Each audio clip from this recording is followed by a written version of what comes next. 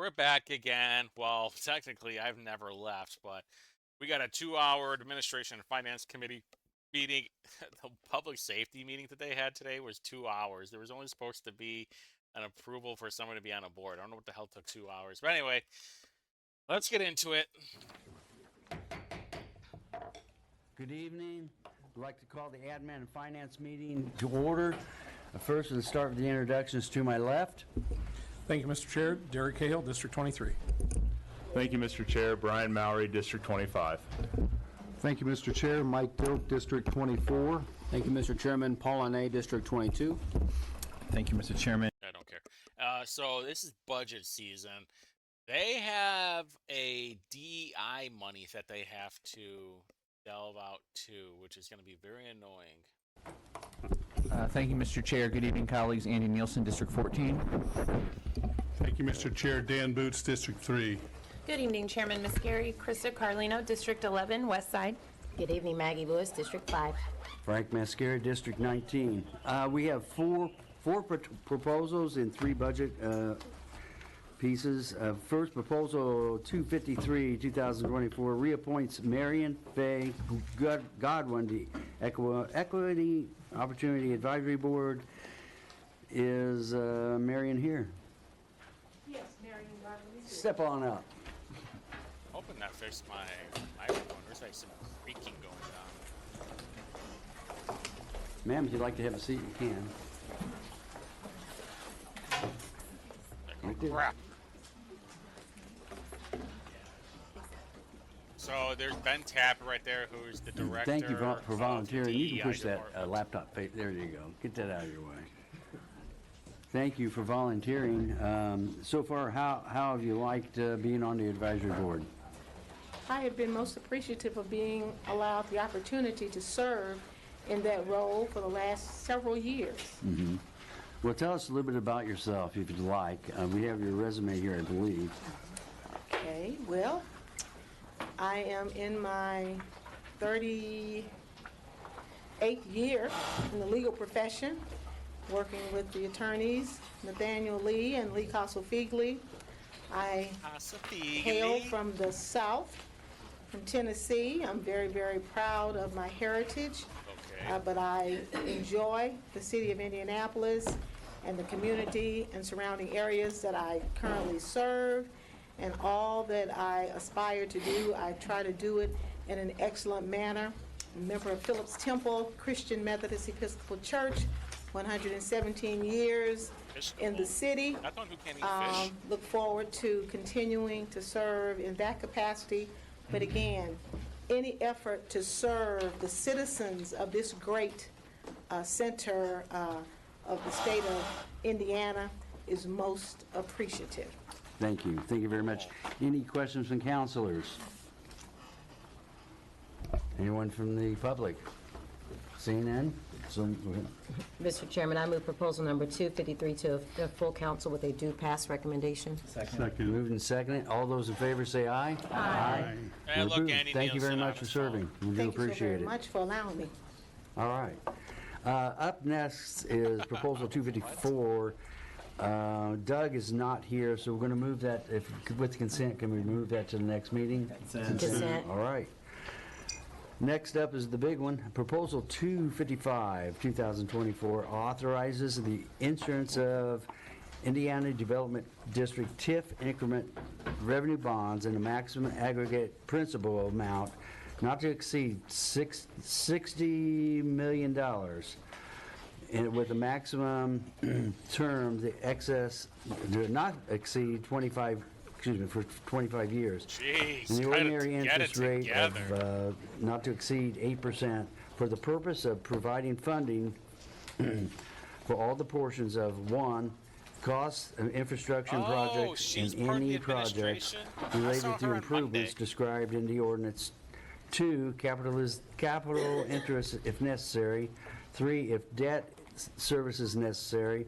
And 4, all need help incidental reading, Frank? expenses incurred in the amount of insurance of the bonds. I assume Sarah, who's presenting this? Mr. Glass? Yeah, me, Chairman Miscary, Joe right. Glass, Executive Director of the Indianapolis Bond Bank. We're just trying to get connected here for the display. Look at her. Like, shit, motherfucker. Do you need my many stickered up laptop? Jeez, how much crap is on there? She's so fancy. How many more stickers can you fit on there? Hello, can you give more stickers for me? I need more stickers for me. So half this meeting was because they're having IT issues? Is that what's going on here? Oh my god. Do I have to skip this crap? Good evening, Chairman and members of the committee. My name is Joe Glass. I'm the Executive Director and General Now he Counsel has of to the use the Hello Indianapolis Kitty Bond Bank. laptop. I'm here to discuss Proposal 255, which approves the issuance of up to $60 million in TIF infrastructure bonds, as well as the pledge of a moral obligation for projects in our downtown related to infrastructure. The sources and securities of the bonds, they will be paid by tax increment revenues and then consolidated TIF. The more obligation pledge will be used as a credit enhancement. Our current MO pledge rating is AA+ by S&P, and the critical nature of these downtown investments are in line with our other moral obligation investments.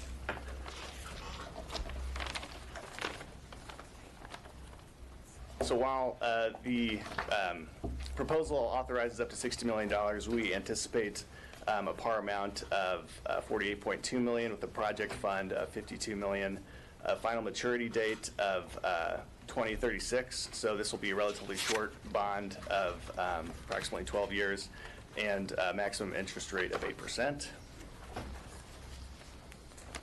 Coupled with these new money bonds will be a refunding of existing TIF debt. 2014 TIF bonds there's an outstanding amount currently of $37.9 million. Back in 2022, the council adopted an ordinance authorizing the bond bank to issue refunding bonds for these series. We anticipate an interest rate not to exceed 6.5% and anticipate a net present value savings of $2.7 million, or approximately 7% of the par amount.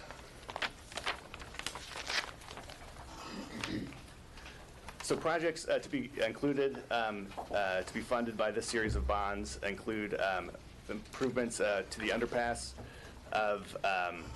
on Capitol Avenue and Illinois Street, improvements to Georgia Street, East Henry Street, as well as South Capitol Avenue, 10th and Lewis, infrastructure repairs. Georgia Street, and Virginia Avenue and Delaware Avenue realignment.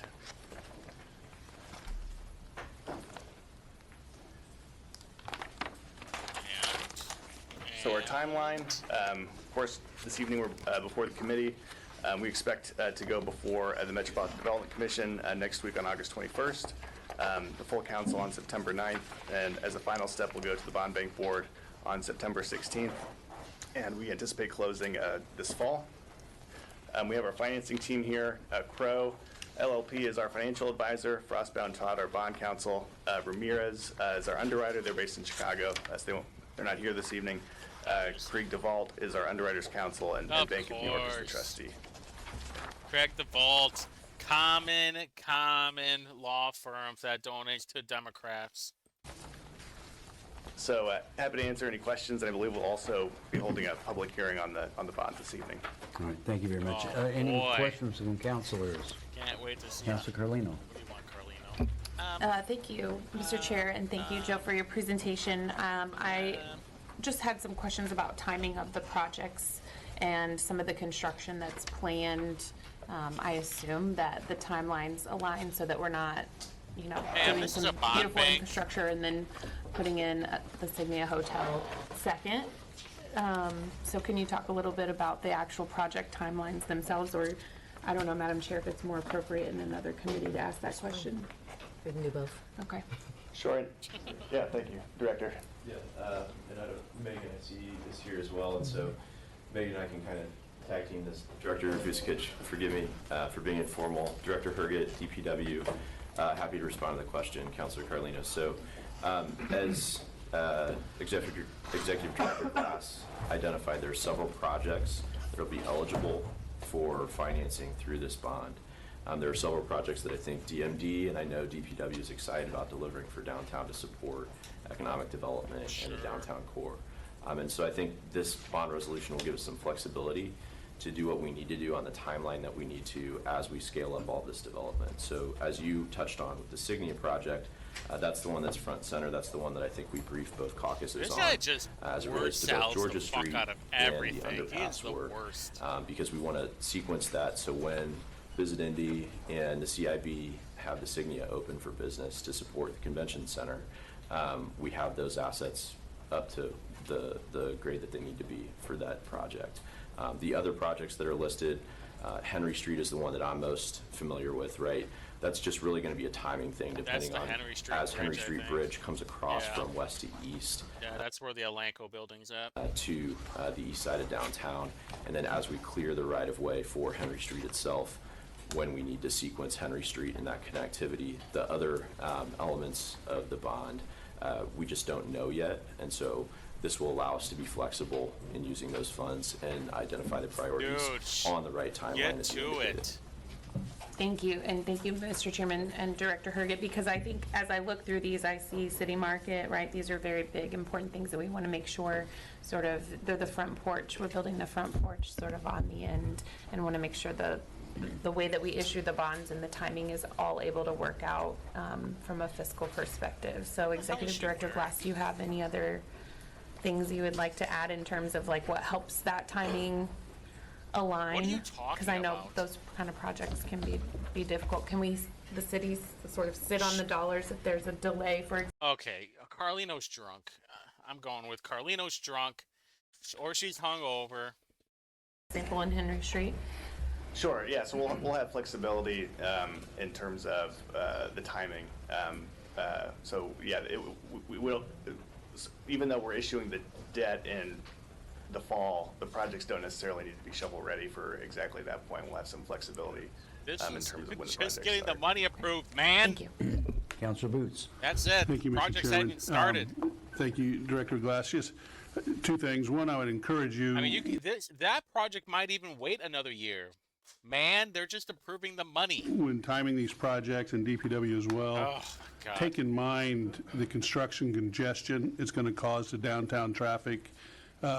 We've been getting a lot of complaints as constituents, just you can't go anywhere in town without running into a roadblock or a construction. Those are good problems, that's progress, that's the pain of progress, I understand that, but to the extent you can, maybe have a little foresight and don't plan two projects side by side that block off 3 or 4 streets, so you can't get around downtown. I mean, a lot of that's been happening recently, and we're hearing about it.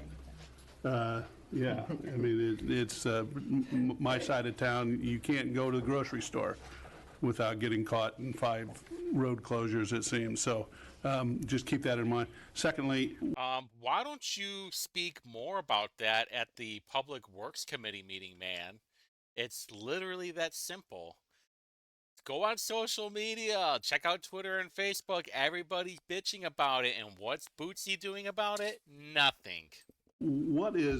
Georgia Street is relatively new, and we've spent millions on it. What are we doing now, so soon after it was finished? Right, so, sorry, go ahead, Brand. Director. I'll comment on the first one, then maybe I'll hand it off to Director Vuskic for the Georgia Street question. Just for I'm situational gonna time awareness, this all thing. of our projects, there are federal standards as it relates to MOT, thinking about these have been updated recently, thinking about all users of our infrastructure, so pedestrians and cyclists as well. So when we go through design, when we go through build, when we go through constructability assessment, Let's see if we we have an can MOT make plan antennas that's under a minute. outlined. That includes detours, and again, detours now for peds and cyclists as well. So that is something that we think about on every project. I know it's inconvenient. It took me an hour to get downtown this morning, right? Because Clear Path is in my way. So I share the frustration, respect the frustration. It is something that's at the forefront of our mind. thinking You're about in traffic. charge of it. You are the director of DPW.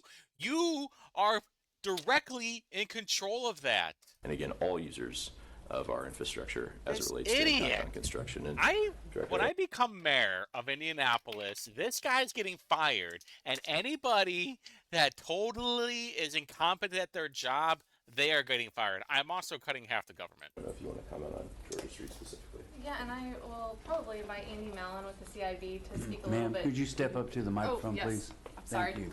Didn't see that there. There you go. Thank you. Director Vukasic of DMD. So Andy Mallon with the CIB, we've been partnering with them. So to your question about the timeline, we've been coordinating very closely with the CIB and Gamebridge on the traffic component of this as well, and just to make sure there's nothing that we're missing through this design. So we have Merit Chase engaged as our lead designer, but then also DLZ as the engineer. And Andy, do you just want to speak a little bit to what the vision is for this new design Georgia Street really and how that knows will be what's an going amenity on. to the This is the third convention person center? that's speaking now. Andy Mallon, Executive Director of the Capital Improvement Board. Particularly the west block of Georgia Street. You'll recall that Georgia Street really is split into thirds. The west block, center block, and then the east block. West block being closest to the convention center and the new Signia Hotel. The vision is really to change, to completely reimagine Georgia Street as no longer a street in a lot of senses. We're really turning it, the design is to turn it into more of an event space, a green space, that, you know, you could have outdoor events with power already loaded, and so folks can book it as part of their convention center experience or part of the hotel experience, part of things that may happen at St. John's Church, to have that as a real asset for events there. The CIB has agreed to take on operations of and booking that space. And, you know, it'll be a real asset to the convention center and to Visit Indy as we look to book them. And if you, as you travel around in your day jobs or as part of this this job, you go to convention centers, it's a new amenity that a lot of convention centers are adding. Chris and I were just in Philadelphia, and immediately across the street from their headquarters hotel was a large green space directly adjacent to the hotel. All right, shut up. All right, so this is where it's going to be at. Is right in this center. So,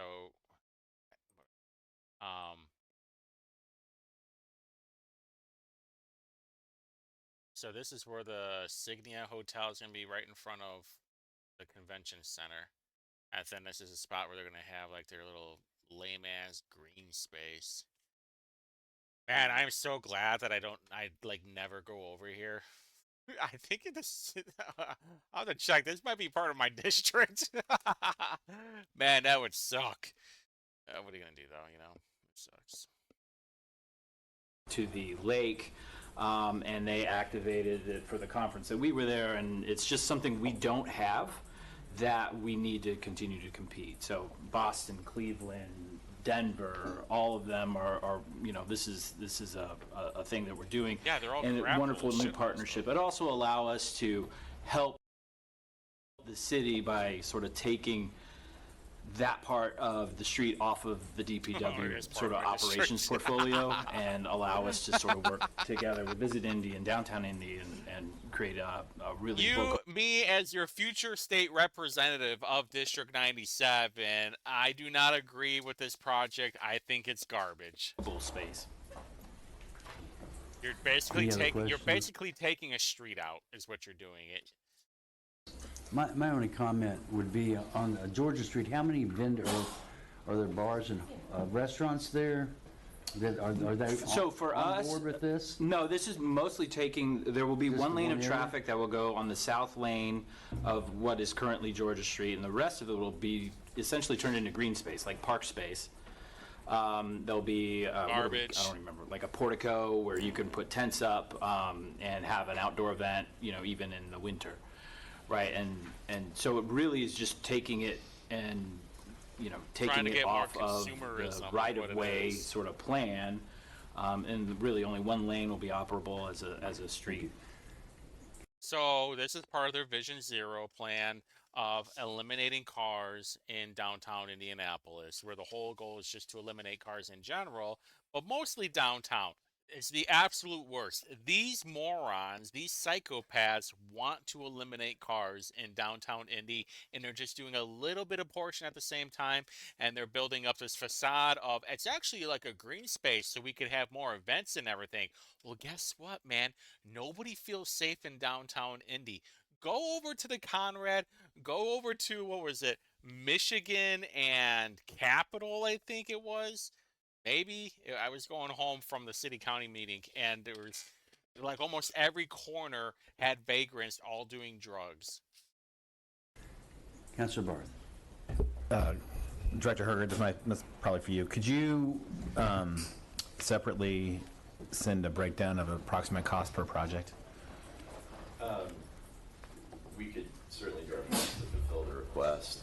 A lot of these projects are going to be placeholder numbers. I know it's speculative, Yeah. but or even a percentage of the overall cost. Again, knowing it's an estimate and a guess at this point, I'd just like to understand the scope of each one in relationship to each other. Sure, and I don't know if this is getting at what's driving the question or not, but certainly this list of projects will not all be completed with this bond issuance. This is going to give us flexibility to address all of these needs that we see perhaps coming down the pike. And so some of these projects we'll have to find alternative funding sources for over time as we get there. That is what was driving my question. I was specifically wondering if this was offsetting. If we did that exercise, it wouldn't add up to this total. Okay, right? What I was wondering about is this offsetting dollars then we could spend elsewhere in the county. And if this doesn't cover the totality of the expense of these projects, where's the rest of that dollars going to come from? Yeah, that's a good question, and so that's the intent behind this proposal, I believe, and I defer to Controller Reardon or Director Chief Parker to step in if I say something incorrect or incomplete. But I think the intent with this debt issuance is to give us the flexibility to move forward the projects we know that we have to complete in the near term. Again, the ones that we know are on cycle with opening up the convention. They're just going to keep making more loans on top of more loans. That's all it really is. Convention Center space and the Signia, and then what comes next, we don't know yet. That'll allow us that flexibility to meet that demand in real time, and then we'll need to continue those conversations about funding long-term and all the priorities we have, just like when we get into committee on Thursday night at Public Works, we're going to have that conversation about all the priorities we have across the county. These are all the priorities we have in the downtown core to support economic development, and we're going to have those conversations. So it's public safety. So I guess the question then is, what proportion of these projects does this issuance actually cover? Yeah. I defer to others if you have more my specifics. God. I believe Are the you intent kidding moving me right forward now? is to, again, support those projects that are adjacent to the Signia first priority. So they don't even know what this money, like, is it going to finish this project? Like 100% of this project, 25% of this project, and then 10% of it? Then we'll have to figure out how to cover the rest of those projects? Yeah. You build buildings. I know with respect to the Georgia Street project, we're at 50% design development documents. That's not far enough along in the design to get a really good estimate, especially in today's construction market. So what we talked about with Director Vuk is that we are sort of prioritizing pieces of it, right? So if we are only able to afford, because of the way this all the work that needs to happen, you got to do the underpasses, which we've been in close coordination with. You got to do other, if there's not enough left to do all of the Georgia Street vision, we're going to do the minimum. Part of that, if I may, Andy, is there's utility, we know, right, and tell me if I'm incorrect, we know with putting Signia up vertically, there's work that has to be done underground today. So we're going to have to enter Georgia Street right of way today. So the intent would be to, at a minimum, when we go back to replace it in such a way that we're not redoing work in the future. Does that make sense? Yeah. Yeah. Is it accurate to say that the list here is a idealized list that you want to fund over time, but this issuance doesn't fund all of it? I can take that. It sounds like they don't have enough money for the Signia Hotel, and it's like, well, we're going to borrow $60 million. We know we have to do Georgia Street, and we want to do these other projects, but we know that that $60 million won't cover all the projects. But at least we get a good head start on it. Let's see if I'm right, though. Let's see if I'm right. Exceptionally good at doing these sort of things. Yes. He's good at building things. And talking to the council. Horizontal things, not vertical things like Andy. Chief Deputy Mayor Dan Parker, to Councilor Barth's question. So the three big ones that we highlighted in caucus, the two underpasses in Georgia Street, are the priority. They're the furthest along in design, but to be eligible for the bond financing, you have to be in the declaratory resolution. Right. So the projects that are in there make them eligible. Some of them are further out. So what I would say is we don't want to commit too much to price, because the major piece of the Union Station underpasses, Megan has a plan to make them look much better, but the real work of that project, they're going to cost a lot of money, probably somewhere between $12 and $15 million, is structural. So that, because, I mean, there is a railroad on top. Right. And so we have a lot of structural steel work to be done as a part of those projects. So those three would probably, the goal would be to have those ready by the time the Signia opens. And that actually gets to another question I had in the back of my head I was holding. Does CXX have any responsibility or willingness to participate, seeing that they benefit from this? No comment. That's a no. The railroad. The railroads never want to pay any more than they have to, but it's a federal thing anyway. To answer your other question, Councilor Barth, the goal with these projects was to make sure that they did not burden the DPW budget, that the downtown TIF revenue paid for downtown projects, so that the DPW budget can go more into the neighborhoods. Yeah, and then that was another part of my question, so thank you. All right, thank you. Councilor Mallory. Thank you, Mr. Chair. Kind of to piggyback off of what we just heard. I appreciate you for raising the question, Councilor Barth, because it really got me thinking now. So all these projects, we're going to issue this debt, and then we're not going to complete all these projects with that debt. That's right. Correct? That's what I'm just being told. That's right.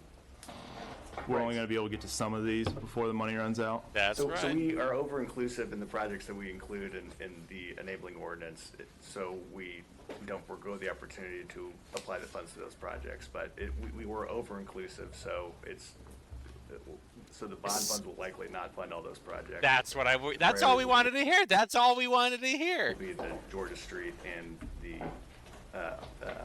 underpass enhancements. And if I could answer that too, just to give a more complete answer.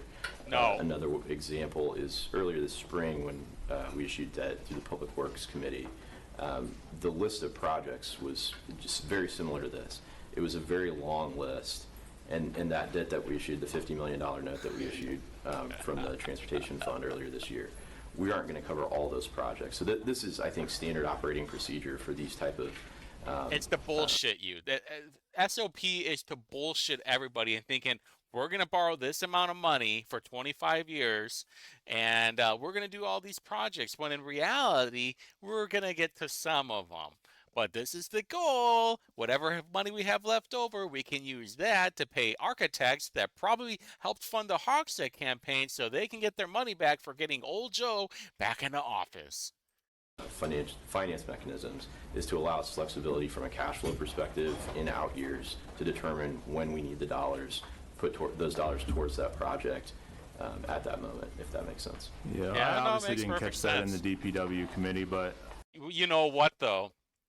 These questions will be raised now that we understand that their scheme, which is kind of funny because a lot of these people have been in office for quite some time that they don't realize what's going on. And now the things are starting to click with Mallory's like, wow, we're actually like extremely getting fucked right now. You know, I would expect transparency on these and knowing exactly what we're going to cover with what we fund. Exactly. I appreciate the lofty goal, but I want to make sure that we're actually funding what we're being told. Exactly. So moving forward, when we have these presentations, if there are pieces we may not get to, I would expect to know that up front. But they're expecting you to ask questions because they're only going to tell you what they want to tell you. Not for one of us to ask that question. That seems like something just out of transparency we should be covering right away. Thank you. Thank you. I really don't think it goes to DPW next. Councilor Roberts. I just want to make a quick comment to commend everyone that's involved in this project. I appreciate the creativity on this. You know, I think as we were trying to build a downtown that's even better than what currently is, I think having that sense of community is so important, and I think of that Georgia Street corridor as such a pivotal place, whether people are going to the convention center or going to Cambridge to watch Caitlin Clark or something. Remember, this kid lives with his parents and has no full-time job, but he's part of a $1.6 billion budget. You have no experience in life, you fucking twerp.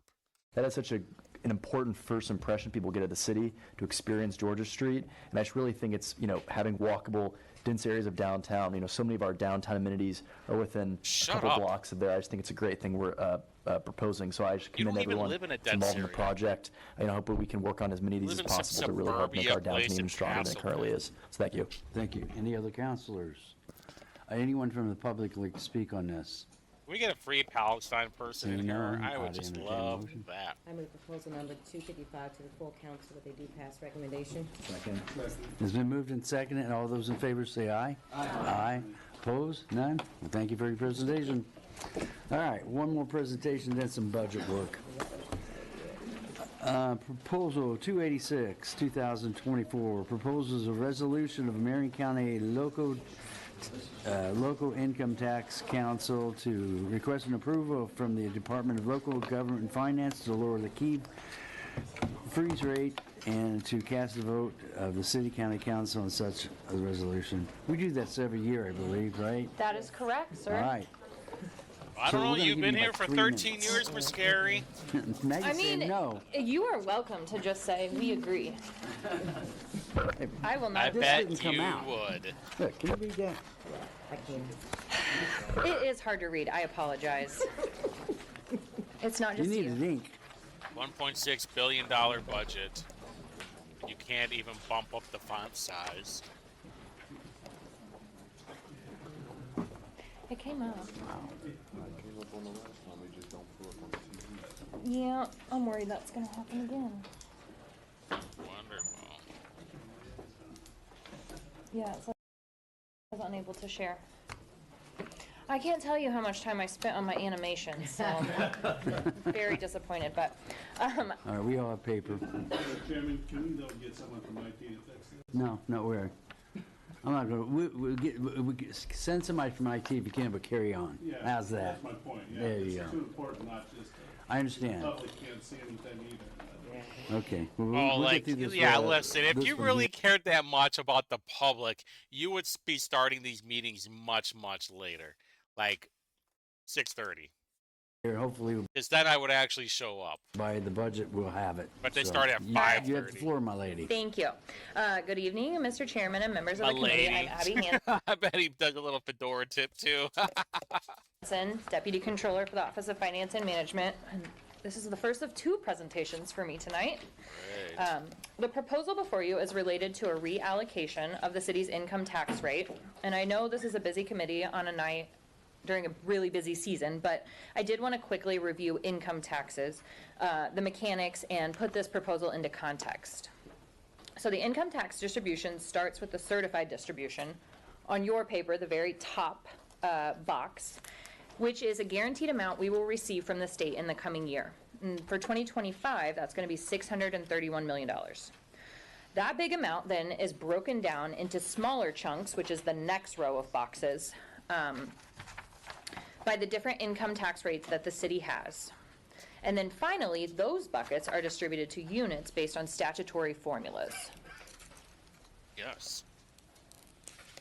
What's going on over there? I know, I know, I realize you're confused, I'm sorry.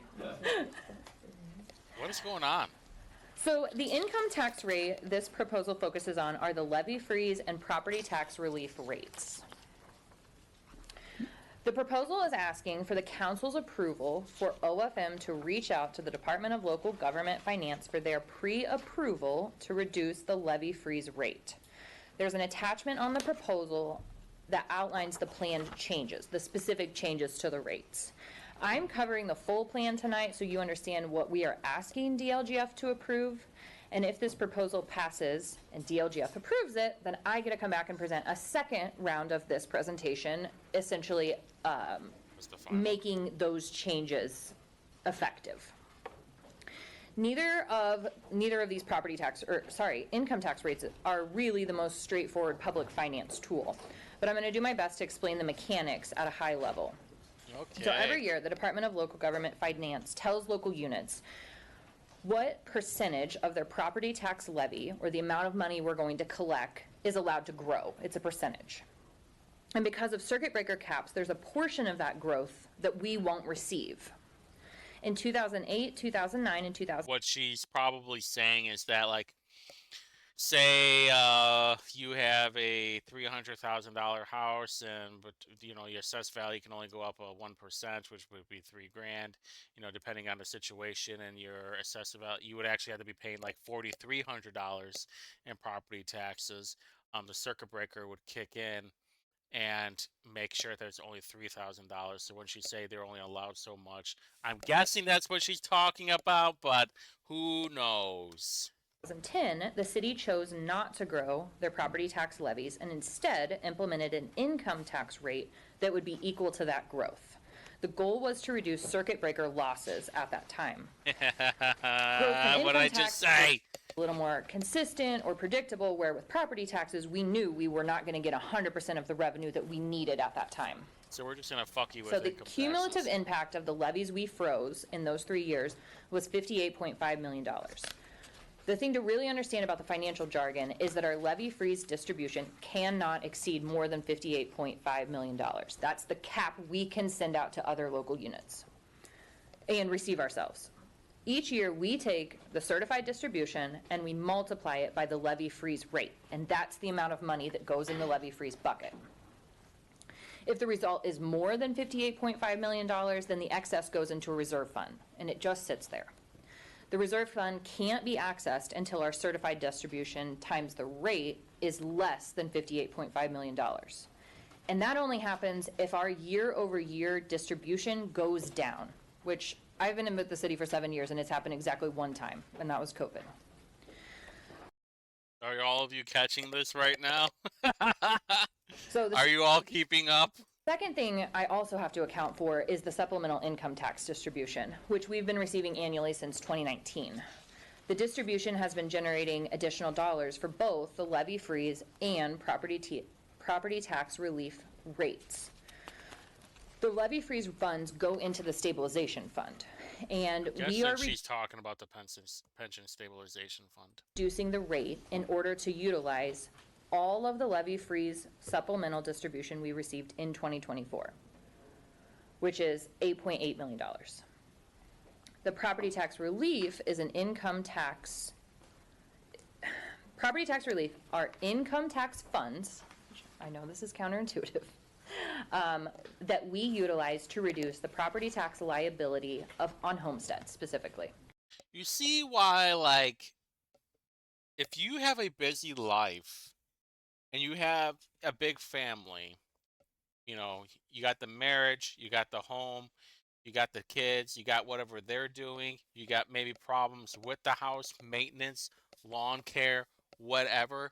Do you think like a normal person would be able to keep up of what's going on with this stuff, with all this jargon? Because this is like, when she said we're going to talk about this in a high level, this is the high level stuff. And I'm sure everybody's brain is being melted right now. And really, that's the goal, to try and keep up with all this stuff. And I think it's somebody so frustrated because they don't know what's going on. They said, you know what, just screw it. I'll pay my taxes so I don't have to deal with this stuff. That's what we pay you for.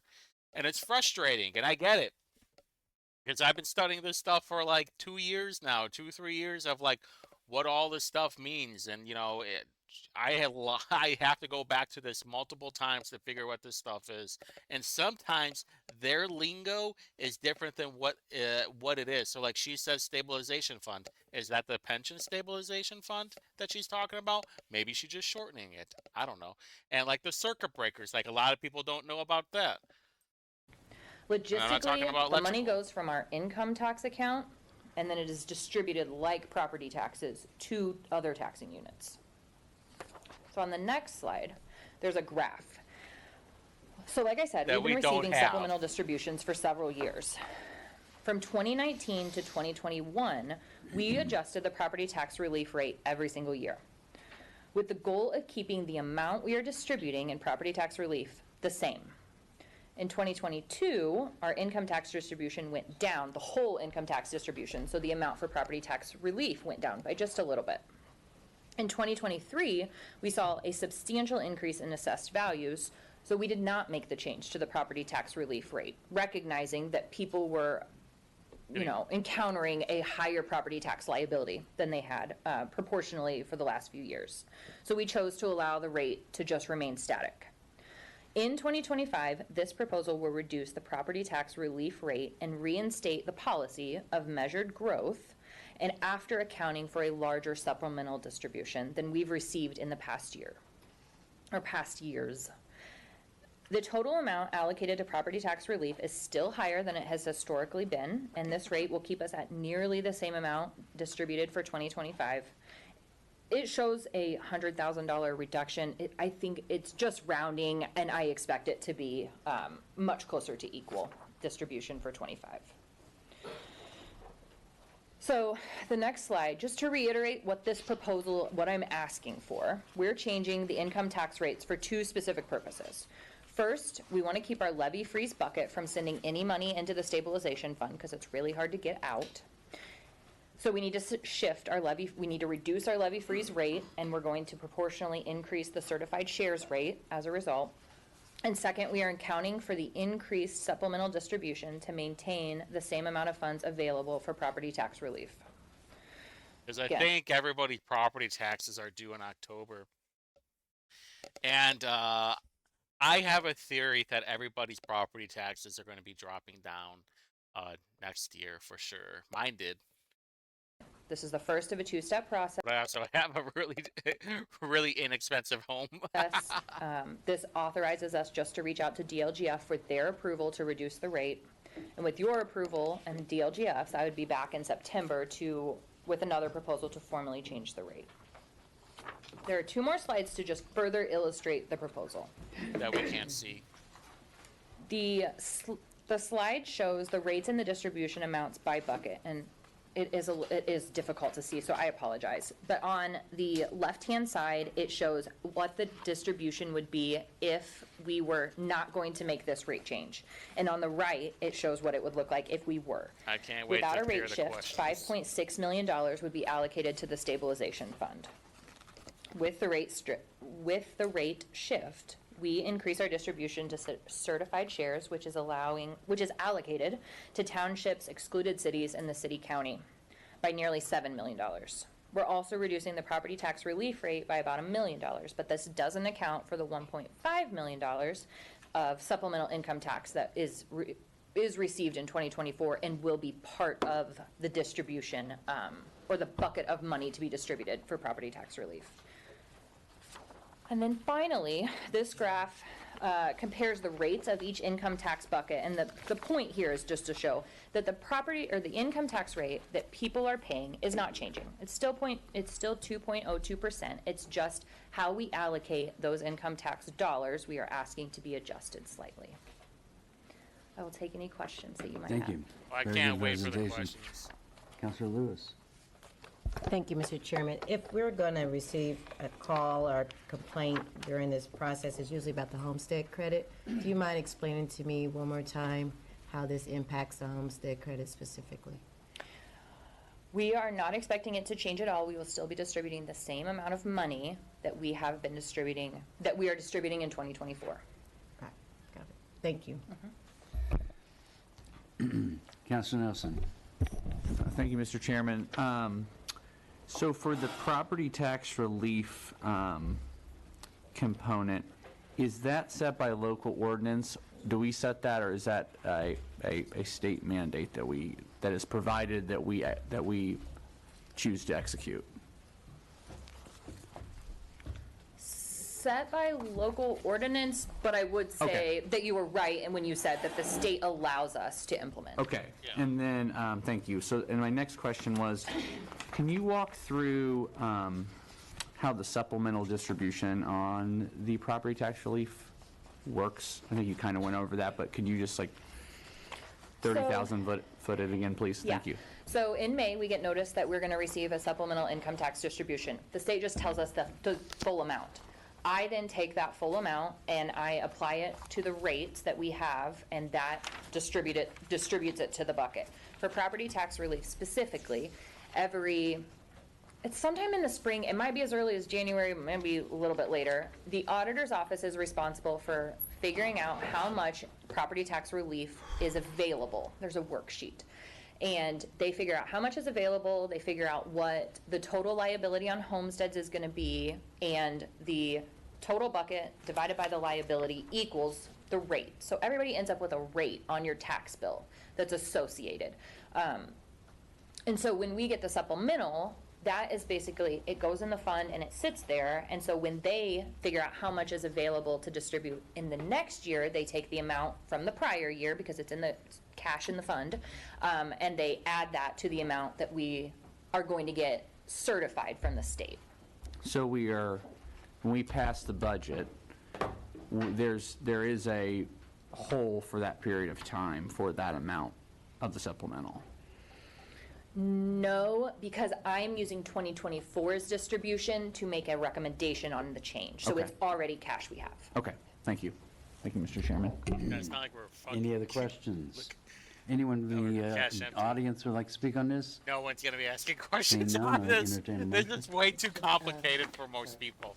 Mr. Chairman, I move I that barely we caught send most of proposed it. 26 to the full council, they do pass recommendations. I got most of it off of it only It's been because moved and I've been studying property taxes for the last year of like how it actually works, and the supplemental stuff and the circuit breakers and the tax relief, and you have to go back to it multiple times to see what's going on. You're not like a trust fund baby over here where everything's taken care of for you. Second it. All those in favor say aye. Aye. Opposed? No one? Thank you for your presentation. All right, up next is a budget presentation. I don't know, is IT coming down? Do you know of? We're trying to get them on the phone to come down. Pardon me? Greg is on the phone with them right now, trying to get them to come down. Right now, we have the paper here. Hopefully, this is going to be posted online. I think we ran into this last year, if I'm not mistaken. $1.6 billion with the budget. IT. When is their budget up? It's really a serious issue, even in the big room. So, Mr. Parker, you have the floor. That's a county agency, I think. Sorry. Colin's great. Thank you, Mr. Chairman, members of the committee. Dan Parker, Chief Okay, I Deputy got it. Mayor. I will be posting asked, Deputy Controller Abby Hansen to stay up here, and I hope my presentation is a little more straightforward than what you just voted on. I hope there's not an exam at the end of this. I am joined here tonight by several members of the Mayor's Office staff. Not everyone is here because we have a Road to Resources event out in the community. Deputy Mayor Judith Thomas is with us. Someone that some of you may not have met yesterday because it was her first day, Deputy Mayor Lena Hill is with us. Richard Okello, who is the Executive Director of the Civilian Complaint Review I see they got their DEI hire. Board. Thank you. Brittany Crone, who's the Director of Community Engagement. Shay Joyce, who you all know, Director of Government Affairs.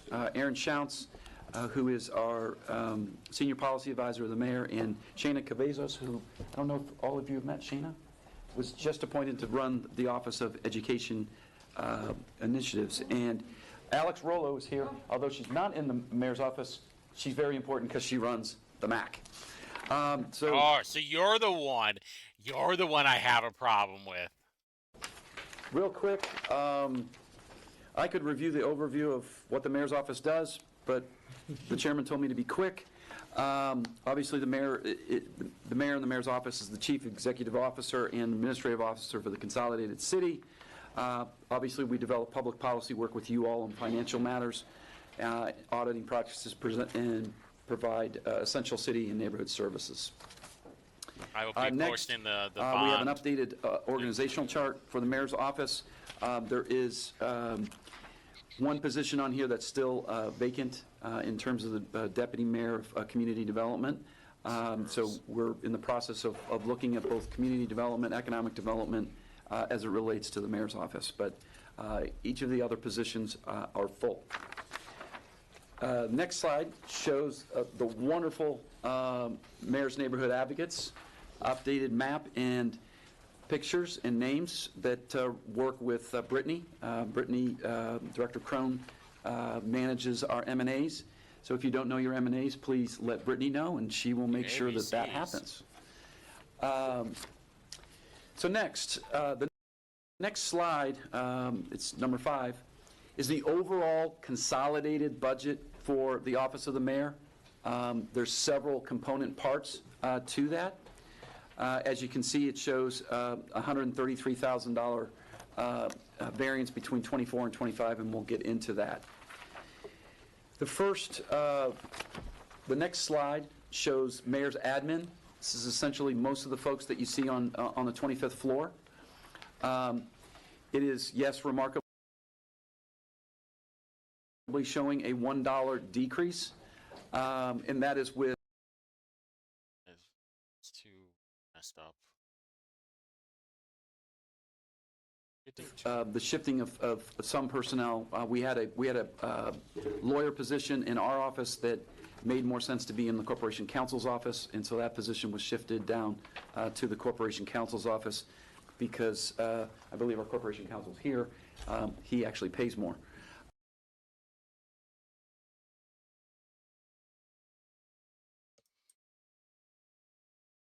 This isn't me. This is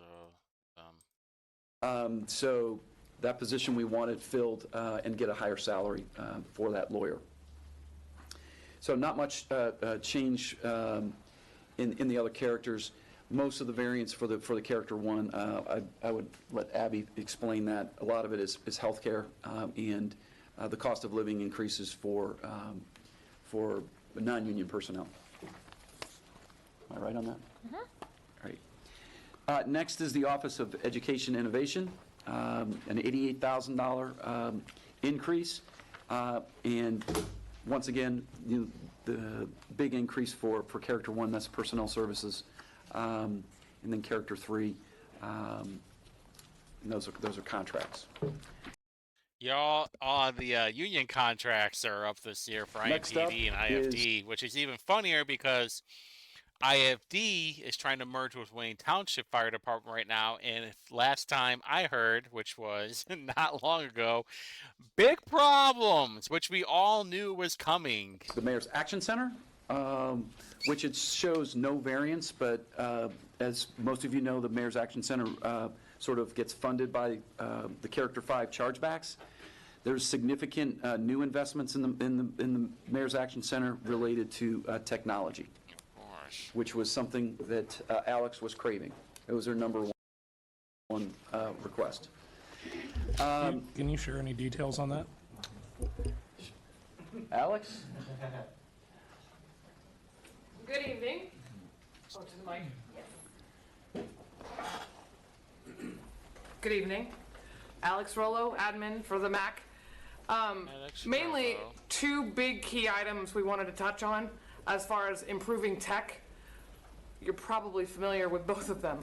One is if a resident goes to the case via Request Indy, which is the public space where you could access the information, the status doesn't necessarily mean anything. And that leaves the resident incredibly frustrated. They call us, and we don't have much different information from what they see, so we have to reach out to the agency, which leads to part 2 that we're interested in improving, is getting the comments that are in BNS's system, DPW system, and animal control system to be reflected more accurately in the Mayor's Action Center Salesforce system. So it's those 2 key pieces, updating the case status and having the comments more accurately, I believe they call it, integrate between the 2 platforms. What are those damn pesky children are calling it now? I can't remember who asked the question. Sorry, Councilor Cahill. So the MAC runs on Salesforce, and then some of the other departments run on different platforms. So DPW is on Infor, BNS is on Acela. So trying to integrate those systems is I'm a non-tech person, so I try to put it into layman's terms. All right, Dan Boots. Thank you. Thank you, Mrs. Rello, for your participation. One just layman's question. Yep. Will the status when something moves out of your office to DPW, to BNS, to Animal Care, will it now not show that it's closed, which upsets the public when they make a call, check tomorrow or the next day, and it shows their case is closed and nothing's been done? That's the number one gripe we get as constituents. Will that be fixed? Yes. So the idea, and there's a couple different possibilities as to how it is solved. One is that we have simply a red, yellow, green, and blank, depending. The blank would mean that the case was entered and nobody on the receiving end has looked at it yet. That's important to know, right? I would think that so. way we know if it hasn't been touched, we can check in on it, we can find out why it hasn't been touched. Red is it moves to the agency, and that agency decides, we don't have all the information we need, so we're not going to do anything with this. That's fair. Also something the Mayor's Action Center needs to know. They see red, they reach out to the resident or whatever the case may be and solve the problem, send it back to the agency. There's also yellow, where it's in progress, which would be great, in progress as intended, and then green, which is what we all would assume closed means when in fact right now it doesn't. Green would mean you put it in and it has been completed based on the way you put it in. That's one possible idea. Another possible idea is to use the, forgive my word here, but lingo of the departments that we're serving. So Lingo. DPW's Excuse my language, but lingo. I'm really sorry. codes might be reflected in that status. That's another possibility. Part of the money spent here is to research what is the best solution and what is the feasible solution. When it comes to, we have 4 platforms that are talking, 3 platforms that are talking to Salesforce. So understanding what's possible is part A. Part B is understanding what solves the problem. Thank you. Okay, we do. All right. Councilor Barth. Thank you. I know this isn't an operational meeting, but just to build on Councilor Boots' question, let me just play this out a couple of times. So, number one, is what you just said that a CSR, I used to run a call center, so customer service representative, has the agency to solve a problem. So, like, for example, are you saying that when someone calls in and there's an issue that's passed to an agency, is that CSR then given the authority to call and try to solve the problem for that individual, or is it all through the customer service, the team, the IT system? That's number one. And then number two, I think the issue, that Councilor Boots was referencing, and maybe a different take on it, is I frequently get people who will send me case numbers for several years where they have requested some kind of DPW repair, and then I check with DPW and they have no record of it ever having existed. So play that scenario out to me. Why did that happen? Because then I'll try to solve the problem for the individual, but then I'll tell them, okay, I'm sorry, this is just going on my priority list, but it's years after you originally asked for it. Both of these are fascinating questions, and it's neat that you're wanting to know, and I appreciate it. First question. There are 3 types of case Who is this lady? that can be entered. The first kind is called a service request. That's what's entered through Request Indy, and that is the case type that moves automatically from Salesforce to I need to find somebody to clip this stuff for me. the agency we're serving, either BNS, DPW, or ACS. A service request can also be entered by a CSR. What's important about a service request is, to your question, it's automatic. The action that it spurs should be carried out by the agency without any action from any other member of the Mayor's Action Center. That's service request. There are 2 other case types that the Mayor's Action Center can do, along with Mayor's Neighborhood Advocates. where we can enter what's called an info case. This is where we're entering information that is going to go to an agency that doesn't have a platform that Salesforce talks to. An info case requires the manual interaction. So somebody else in the Mac has to touch it, either email or call, and get the information to who needs it, again, so an action can be taken. Third one is switchboard. This is less interesting. We are truly just like 1955. Someone calls us, we want to get in touch with the health department. Give me a second and I'll transfer you. Okay? So we have 3 case types. 1955, that's the last time we were using phones. Each one does a different action. Whether or not it's automatic depends on the type. That was question 1. I think I answered it. Okay. Question 2, refresh me. It was a good one. The question 2 is what, and I'm Even my sorry Scary's to laughing at but this. again, since I did want to call someone at one point, one of the things I did in lull moments was we gave the CSRs the opportunity to look at their list of issues and say, oh, I can solve this problem. And if they solve it, there's incentive that they received. And from a delighting the customer perspective, that delighted the customer in a way that city residents would not expect. So I'm wondering if that's like something that's on your horizon, or does it happen now, or is there a way to incentivize people to do that? There's, I love my team. You know what's funny? I actually wanted to fix my own pothole on my street. I know I've talked about this a couple of times instead of having to wait a month and a half for it to be fixed. My team doesn't solve problems. They put in motion someone else to solve the problem, okay?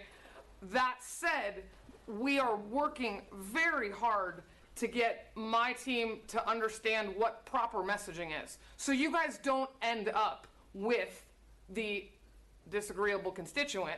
We're supposed to set the expectations. And that line of communication, really getting an understanding of what one of the agencies we're doing actually does. And I know potholes is a hot one, right? How long does a pothole actually take to address? The CSR are setting that expectation, so you shouldn't be being reached out to before an amount of time that DPW has agreed is appropriate. If that amount of time has passed and the problem still isn't solved, that's where that second hand holding, that follow-up with you guys, whatever the case may be. And that's what we're trying to solve through this tech addressing. If we can get the information in our system, constituents don't have to reach out to you guys. We'll have it all. We'll be able to tell them what's happening, and more importantly, ideally, they'll be able to see it without even calling us. We'll see, huh? Thank you. I think your vision is exactly right, and thanks for all your work. I know being on the receiving end of a lot of people who may not always be happy is a tough job, so thank you for doing it. We're doing it. Yep. All right, thank you. Carry on. Oh, you have another question? Man, Go ahead. she had some of the cocaine eyes. The pothole season and everything, that's Right. where I think it always comes back. They closed my ticket and they didn't do anything, so that's great. Were we able to get the funding or resources to localize the Request Indie app so that it could be in other languages other than English? We are absolutely working on that, and I will let Chief Parker speak to if that's part of the plan of where this money is going. I don't know that answer for now. Okay, thank you. Thank you. Carry on, Mr. Parker. Next is the Citizens Police Complaint Office. We're going to see a $44,000 increase over 2024. And so those are the budget breakdowns. And before I get to budgeting for equity, I want to recognize one person who helps put all the mayor's office budget together. Ned Weasel is in the back. Ned, stand up, because Ned is our office manager, and Ned is the person who... Who cares, bro? Be honest, these people are not celebrities, man. They are government workers. They are funded by you. They are paid by you. So you will go to work, you will get taxed on everything, and that money goes to these people. They do not produce anything.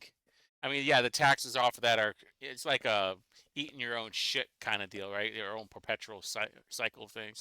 The mayor's office would break down, nothing would get paid, people wouldn't get paid, and things wouldn't get purchased. He's the check man. Appreciate Ned do all the work he did to help put this budget together. So I'll try to run through the budget for equity slides real quick. The mayor's, Mayor Hogshead's policy agenda is of equity is sort of throughout all departments and obviously in the mayor's office. But when you think of neighborhoods, public health and safety, and community development, these programs that we've listed, the Mayor's Neighborhood Grant Program, the Visiting All Neighborhoods that Deputy Mayor Thomas has worked on. The Road to Resources is something that you appropriated money for in the spring that has been, I'll get into it a little bit more in another slide. But it's a new program that's really based on data in terms of investing city resources.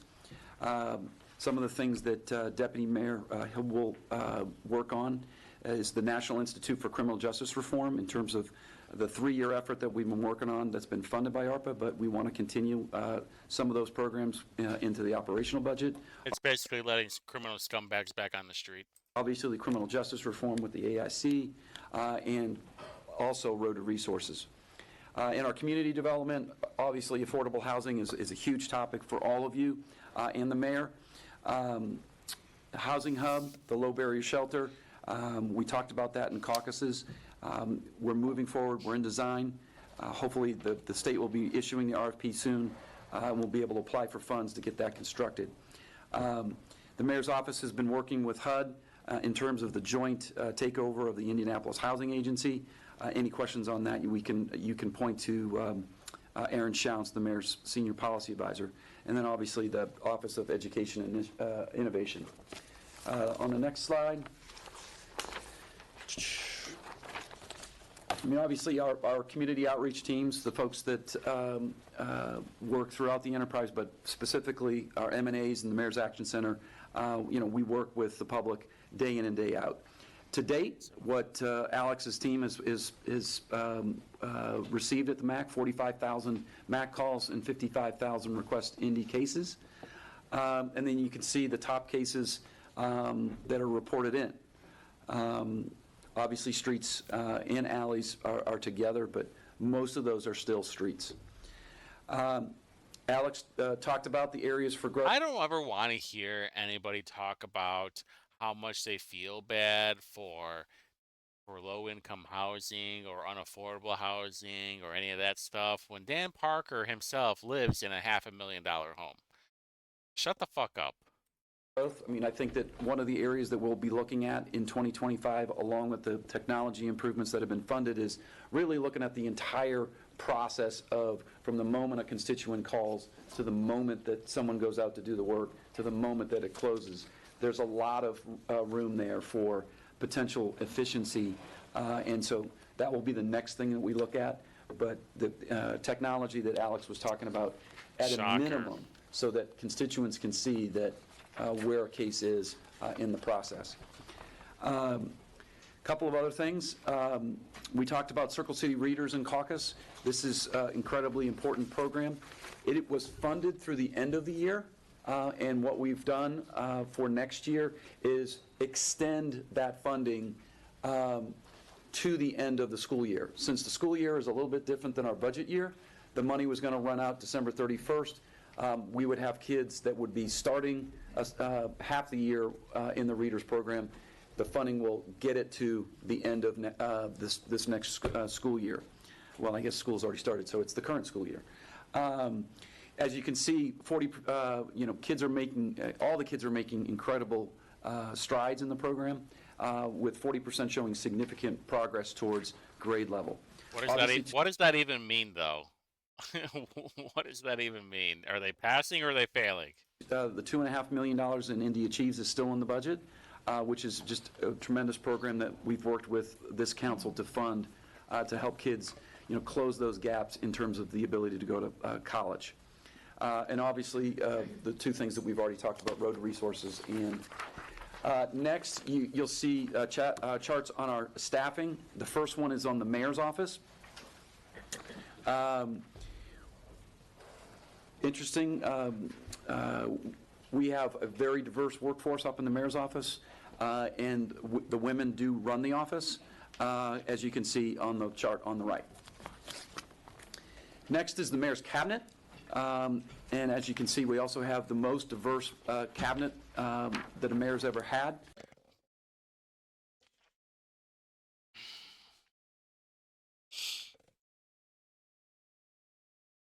And once again, a majority of the mayor's cabinet is also female.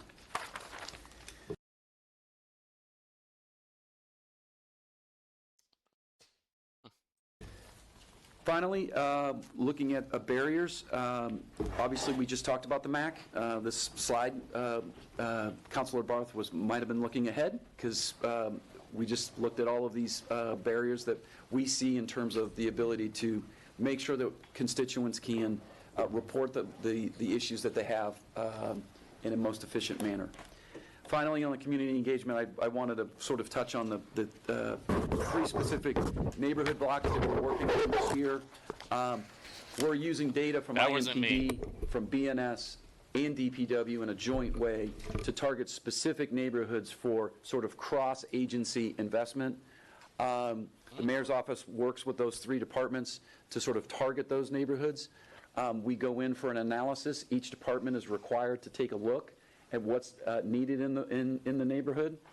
We did a pilot of this last year, and we're really having the data drive it. Brittany, which neighborhood are we in tonight? We're in the Near East Side at 10th and Rural. Oh. 10th and Rural. 10th and Rural. Woo-wee. That is a straight-up shithole. Oh, boy. I have spent a lot of time on the East Side. It is times we've tried to shitty. start the project. Oh, by the way, Jesse's, I believe that's Jesse's district, too.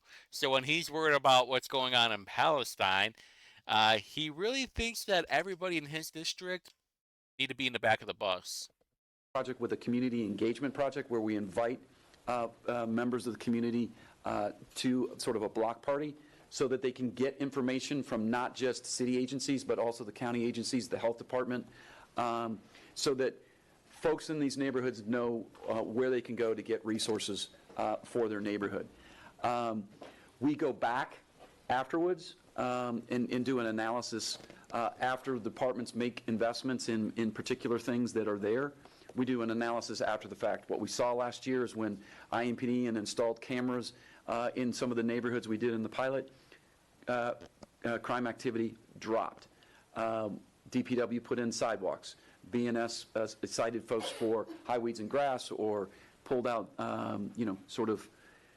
things out of the alleys to clean it up. We saw a significant increase in sort of neighborhood pride and also numbers going down on the crime side. So it's almost like that broken window policy has some truth to it. You know? Bring back shaming. If you really want, maybe everybody should just start becoming a Karen. A Karen and a Ken. Hey neighbor, I noticed that your grass is getting a bit long. It would be a shame if I have to call it into the MAC. This was sort of a all-agency look at investment I think you get fined. Director Crone, do you want to come up and add anything for Road to Resources since Maggie is not here? Sure I will. Ready to do your job? Yourself first. Good evening, councilors. Thank you, Chief Parker. I'm Brittany Crone, Director of Community Outreach. I have the honor of serving our great city as the lead for the M&A team, as well as overseeing the amazing work that Alex and the team is doing in the MAC. For Road to Resources, Chief Parker, you really covered the overview, the crux of the program. It is at its core a public health and public safety program. We used those three key stakeholders, being DPW, BNS, and IMPD data to identify the areas that needed the most love, if you will, a little extra love. There were other activities and programs. Hold on. All right, so she worked for the Director of Community Outreach for the Office of the Mayor. She was a board member for the Friends of Belmont Beach. Oh, great. And then she was board president. She still currently is since February of this year of Patchwork Indy. We envision a world where diverse people and communities are bound together by our commitments to a greater good, where everyone feels true belonging. And she's a board member of Indy Hub, and now she's here. So we already know what this is. That IMPD is running. I can't speak to those at this time. They had additional hotspots I don't that know they what's identified going that on we could with this not whole getup. overlap with. So You work these three for areas, the government. outside of those original IMPD hotspots, were the ones that we were able to identify. We included an area on the near west side, Is this being where, Rhodius like, Park, the neighborhood near Rhodius Who's Park. Shoddy? Tonight, as we Whatever her mentioned, name we're at is. 10th and Rural, behind the local Gomez Barbecue, right there on the near east side. And on Thursday, we will be at 21st and Arlington with the block parties. And we are really excited to see the outcomes from the collaboration between all the different departments as directors take their teams out to these specific areas and look at what needs to be addressed and how we can most immediately address those issues. This is an ongoing initiative. Last year during the pilot program, we looked at iterations of 3 months at a time, and every 3 months we went back over the course of 6 months total to see how progress was looking. This year, we are expanding that timeline to cover 12 months. So we do look forward to seeing how impacts continue after these micro doses of attention and funding. And we're extremely grateful for the opportunity to serve our city in this way.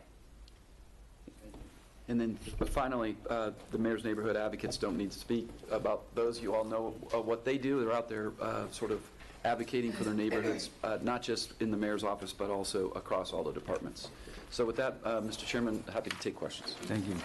Any questions, Councilor? Councilor Nelson. Thank you, Mr. Chairman. Chief Parker, so far on road, I was trying to grab Brittany when she was still up here. So yeah, there's a pilot program, and so does your budget include more neighborhoods than 2025? You're going to do another 3 next year. Am I reading this correctly? Yeah. So the goal would be to do an additional three neighborhoods next year, but we want to see how we tweaked the pilot was last year in 2023. So we tweaked the program for this year, and so we want to see how it. We tried to do more last year, and what we learned is we do less but make the area larger. We were sort of targeting specific streets last year, and this year we wanted to sort of target a specific area. Well, I wanted to share with my colleagues as well that this is, I think, a very good idea. For those of you who read the New York Times, at the end of June, they reported that the city of Boston had 4 homicides between the beginning of the year through June, and the mayor of Boston says it's this.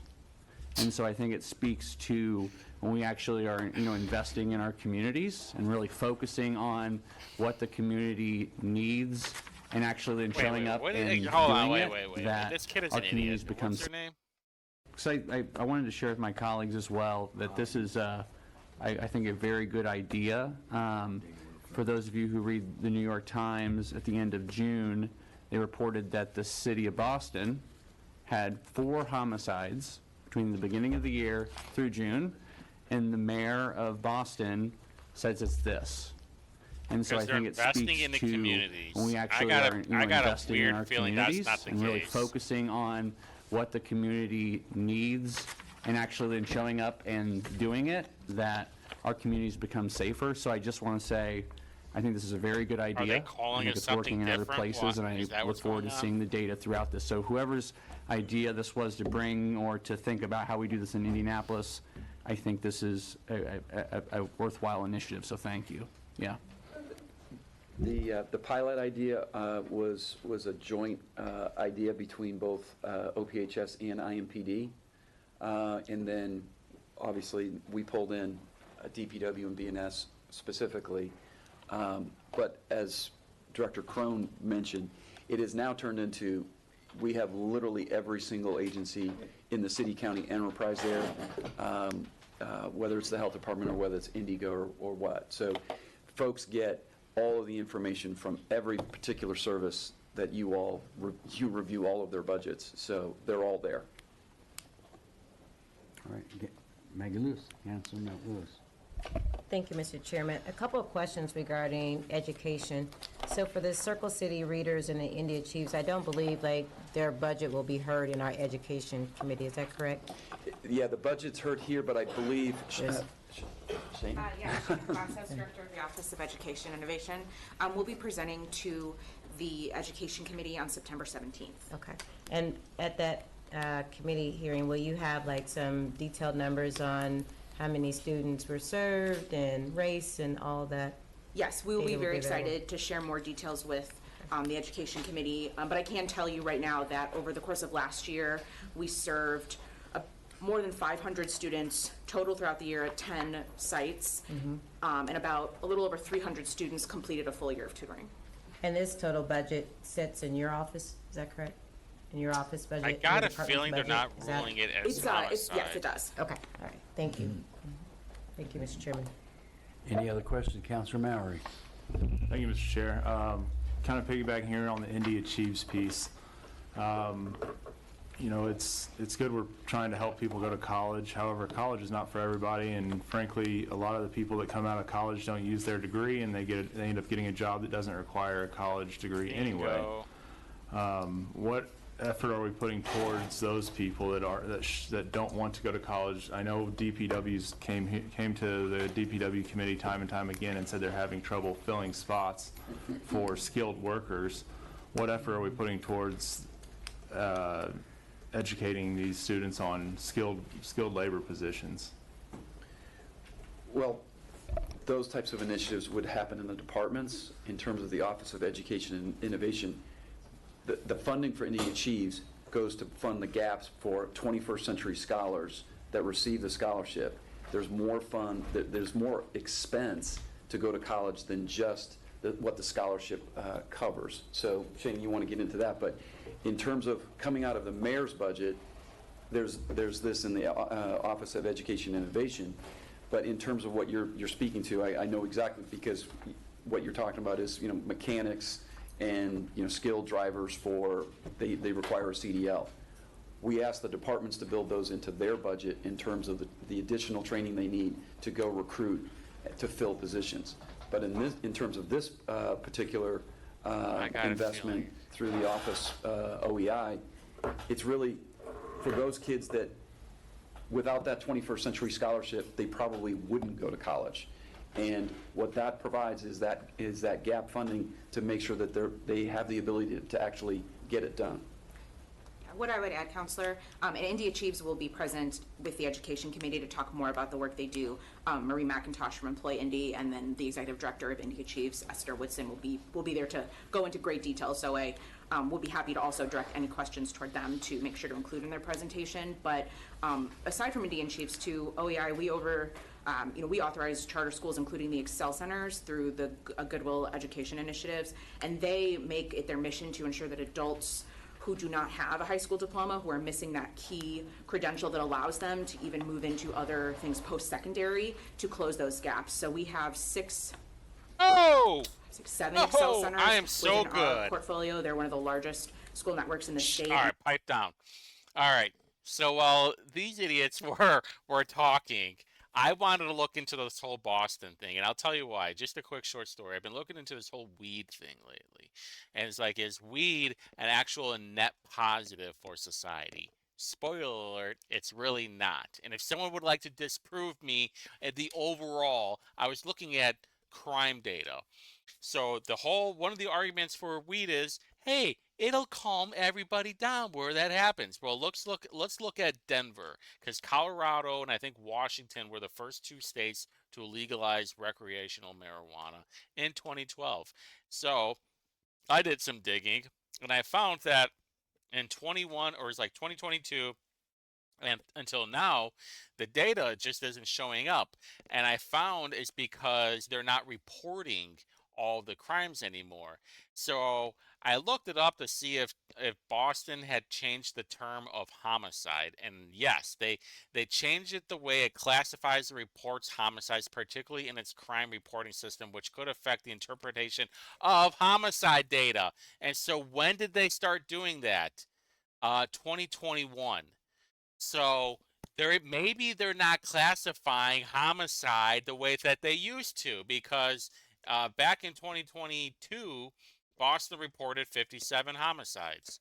I know you're saying it's like, well, they did it in 2021. Well, guess what? The whole system takes a little bit for the whole setup to go. So, and now there's only 8 homicides. Yeah, I don't quite believe that all the way.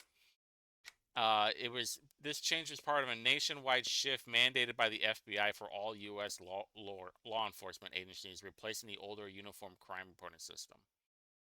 So I got a feeling that that number of 8 homicides is actually probably like 5 times that. But who could say?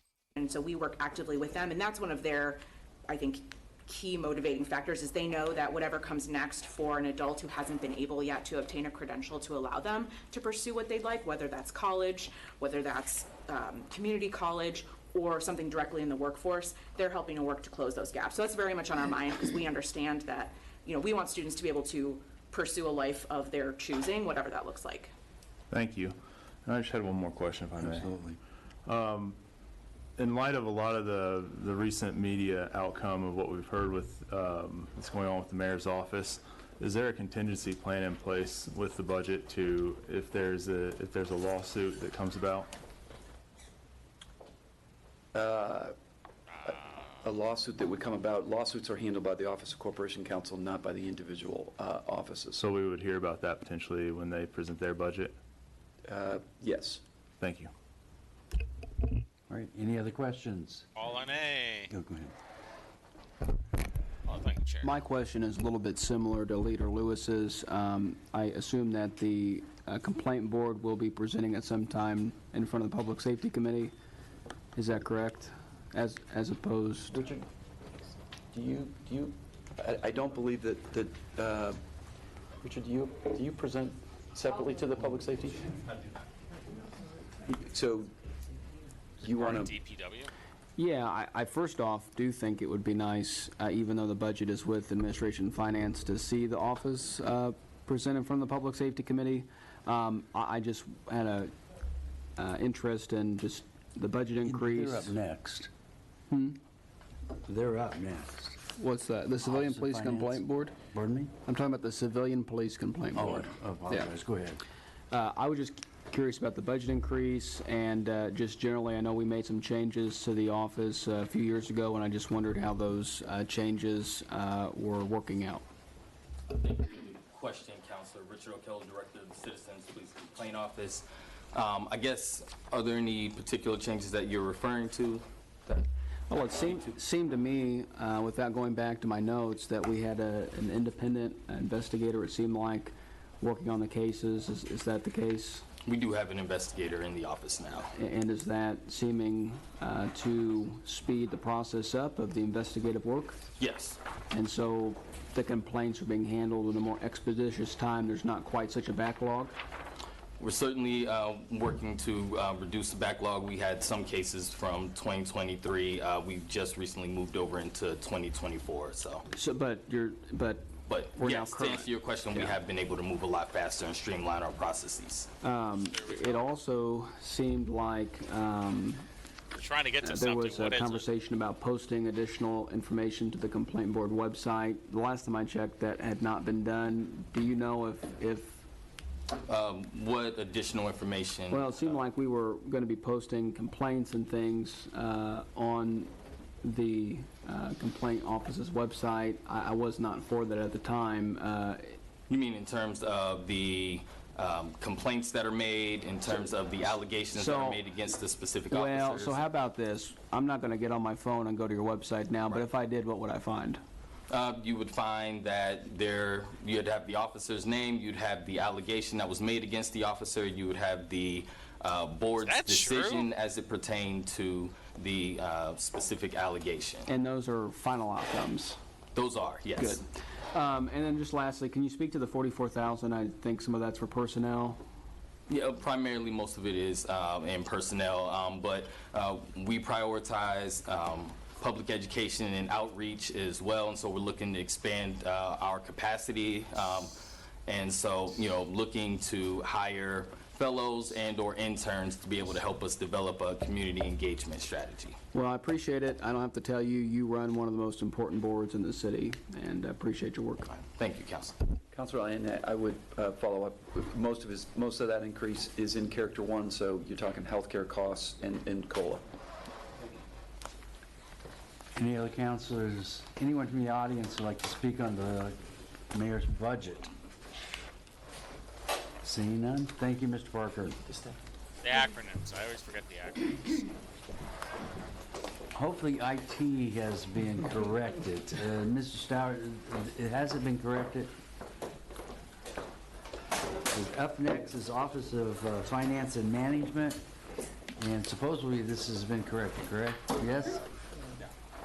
No. Okay. Change my shirt while we're waiting for these people to do whatever they're going to do. Yeah.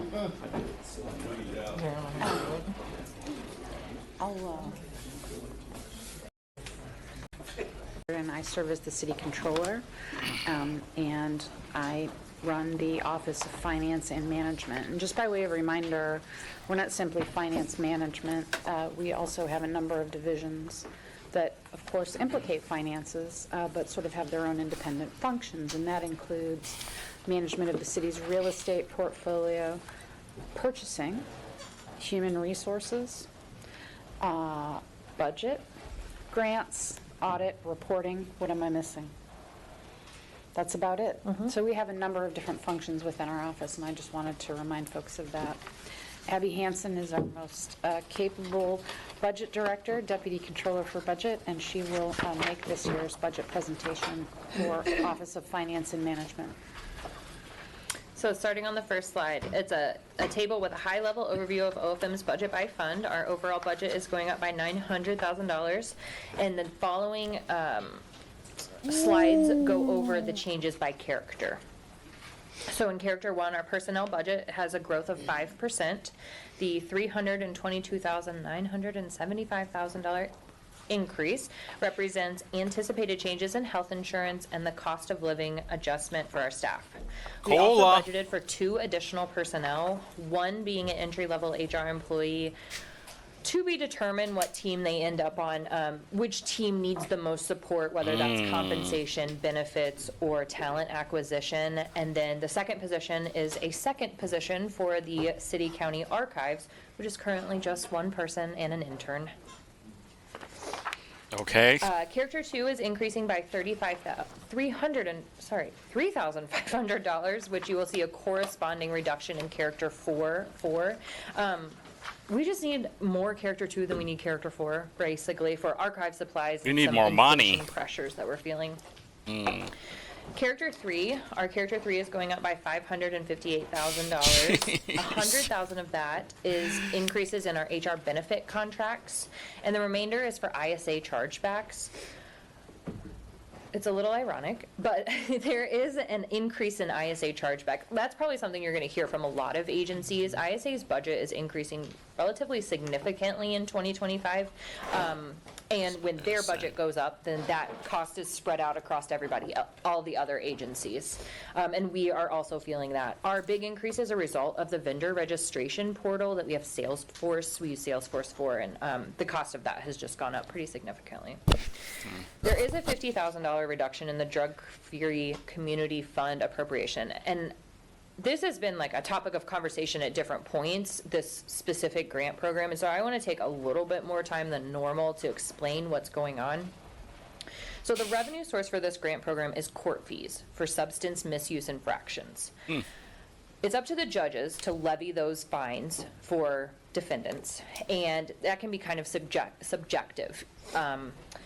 I also think one of the issues we encountered during budget season is a disconnect between where the revenue is being collected and how the budget is being developed.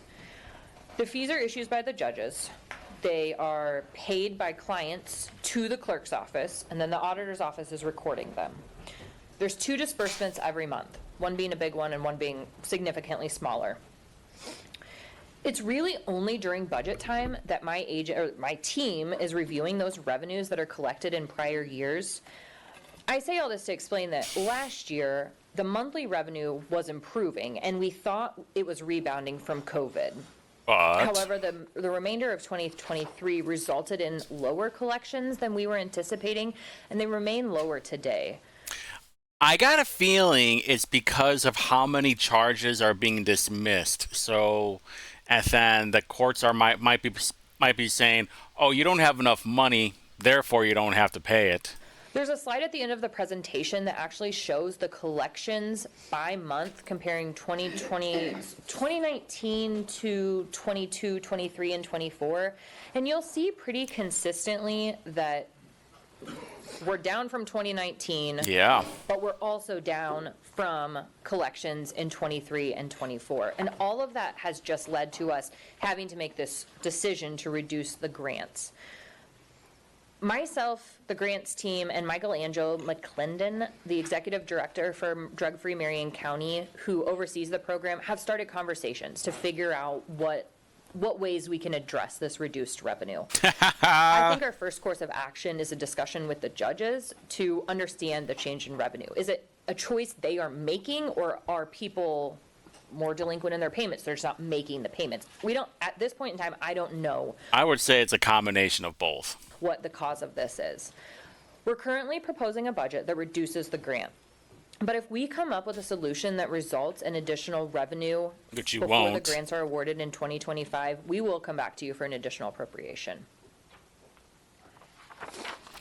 Going to character 4, like I said, we shifted character 4 to character 2, and so there's a $3,500 reduction.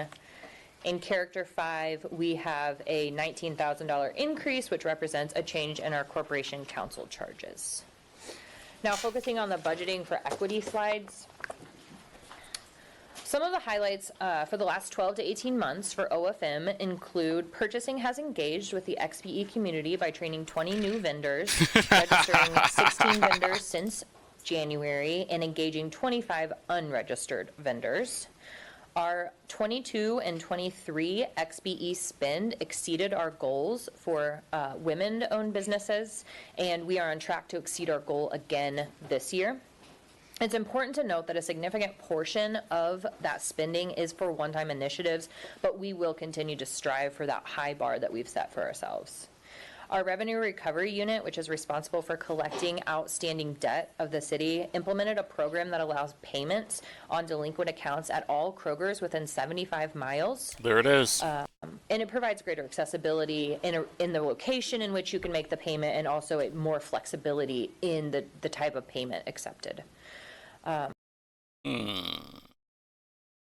then HR has continued to pursue opportunities to expand our applicant pool. So Minority Leader Mowry, when you were talking about, what are we doing for people who are not pursuing traditional education routes, this was one thing I was thinking of, that some initiatives HR is working on. They have increased attendance at job fairs, and they're working on partnerships with local schools to promote job opportunities, and also scholarships. And then finally, we've been hosting more workshops to educate our workforce on the benefits that we have, but also end of career planning. Like there's one scheduled on Medicare. It is just so ridiculous. Look at this crap. Purchasing completed. XBE vendor workshops and vendor fairs. XBE is their minority business development stuff. It's basically trying to find, there's a law or an ordinance, I'm not even sure if it is a law, but each contract have to have a certain amount of people in there. Like you have to have a certain amount of black businesses, a certain amount of veteran-owned, a certain amount of women. And guess what? There's not that many out there, so trying to find them is kind of a pain. And now they're spending taxpayer money to try and find those businesses, and they're just spending more of your money instead of trying to take care of the things that need to be taken care of, i.e. the roads. On the 19th of this month. So in talking about our 2025 budget, Most of OFM's DEI initiatives are realized through supporting other agencies accomplishing their goals, whether that be through equitable hiring, sourcing SBE vendors, or finding funding for more DEI initiatives. We have Indy is so bankrupt that they're trying to find money for more DEI initiatives. However, there's a few things we're proud of for this budget. Yeah, what? HR has developed additional training content to develop current staff for advancement opportunities. They have a program called LEAD. I should know what that stands for, but I don't remember. But it's a leadership program. And they are also doing executive and management onboarding. And they're also working to incorporate the racial equity tool for recruitment and continuing to improve our demographic data tracking on our workforce. We need more affirmative action hiring. That's what's going on. All OFM's, as for OFM staff supporting equity initiatives, purchasing has a contract compliance monitor who is responsible for reviewing contracts and ensuring their compliance with XBE requirements. That's what I was talking about. Departments and vendors to remedy deficiencies that are found. There's not enough women-owned businesses for drywall. We must find them. All OFM divisions have been able to attend conferences in our specific fields this year, which have had dedicated DEI sessions, and we will be able to send our staff to those conferences again in 2025. How much money is being spent on this garbage? I mean, for real. Our roads are crap, and this is what we choose to spend our money on. Democrats, this is totally on you. You voted in a dope that's hiding sexual harassment stuff, and you voted for a 40-year-old that, not her, a 40-year-old that lives with his parents, has no full-time job, and a bunch of other schmucks that have no full-time job and live with their mommy. Democrats. The disparity study will continue into 2025, so the purchasing division will work through the implementation of those results and alongside OMWBD. And then finally, there are going to be continued construction projects in 2025. Animal care services, youth and family services is still going to be a somewhat work in progress. There are a couple fire stations, solid waste garage. And so the real estate team and the purchasing team will continue to promote those projects for XBE vendors. Wonderful. Talking a little bit about barriers that we've identified. Our HR system tracks varying levels of demographic data, and if people didn't enter it from the get-go, it's been difficult to get people, especially people who've worked here for a really long time, to go back and enter that information. And it makes it truly difficult for us to grasp our progress on retention and recruiting and hiring and equal pay based on demographics solely. And then our revenue recovery unit doesn't have the capability to track demographic data on the outstanding debt that we have. It's not even a capability in the system. And so we're not really able to tailor collection methods or amnesty programs based on that. Amnesty programs?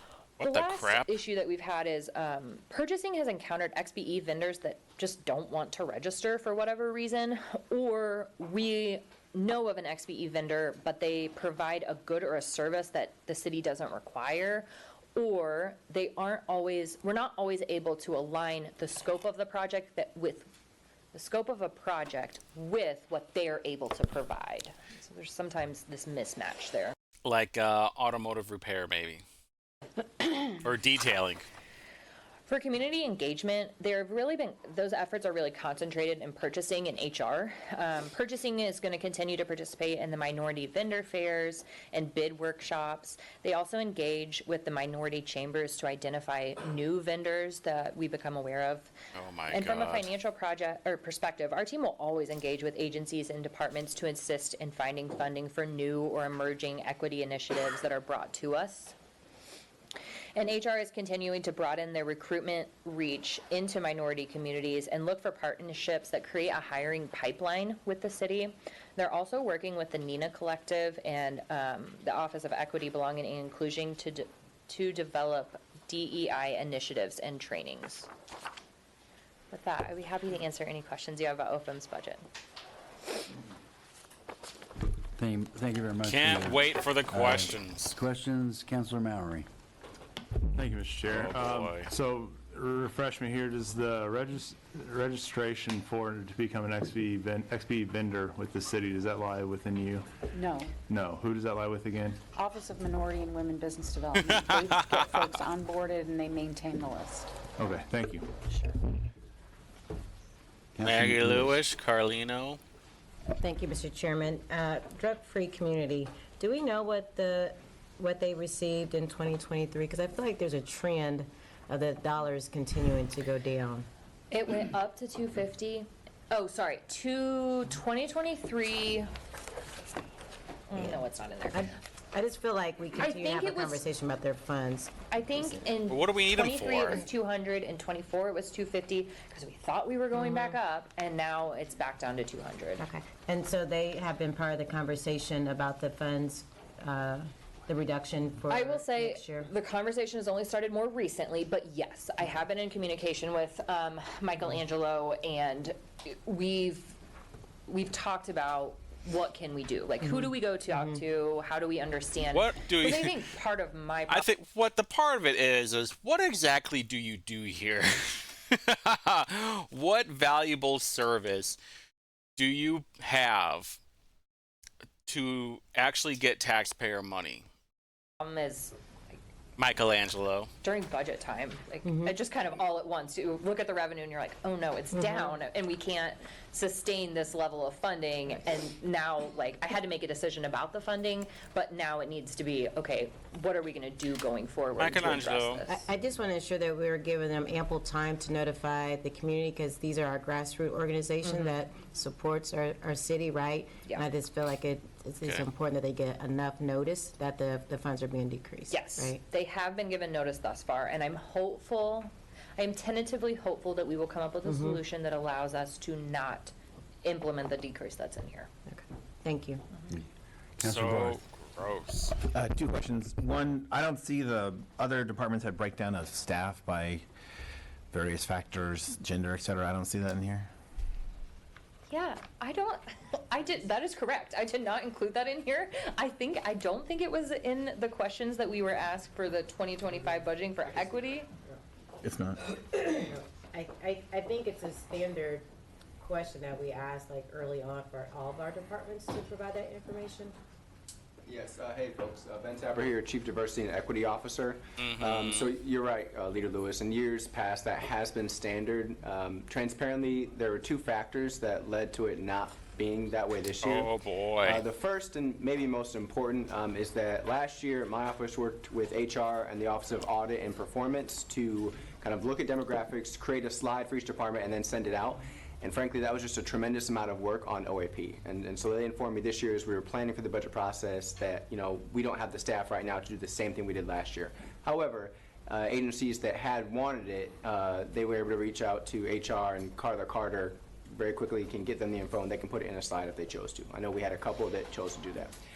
Secondly, from my perspective, as I've been engaging with counselors over these last 2 years about the budgeting for equity process, the desire and demand for that specific data has not been consistent. And so I made a calculated choice this year to say, okay, if you want it, we'll get it. If not, we'll just not go through all the work of having it in each presentation and then see what happens. So if the feedback I get is, hey, we want this every year, we'll change that next year. That was the calculation for this year, though. So wait a minute. There's a whole department for DEI, but then you didn't want to put it in the slide of how much DEI is working, right?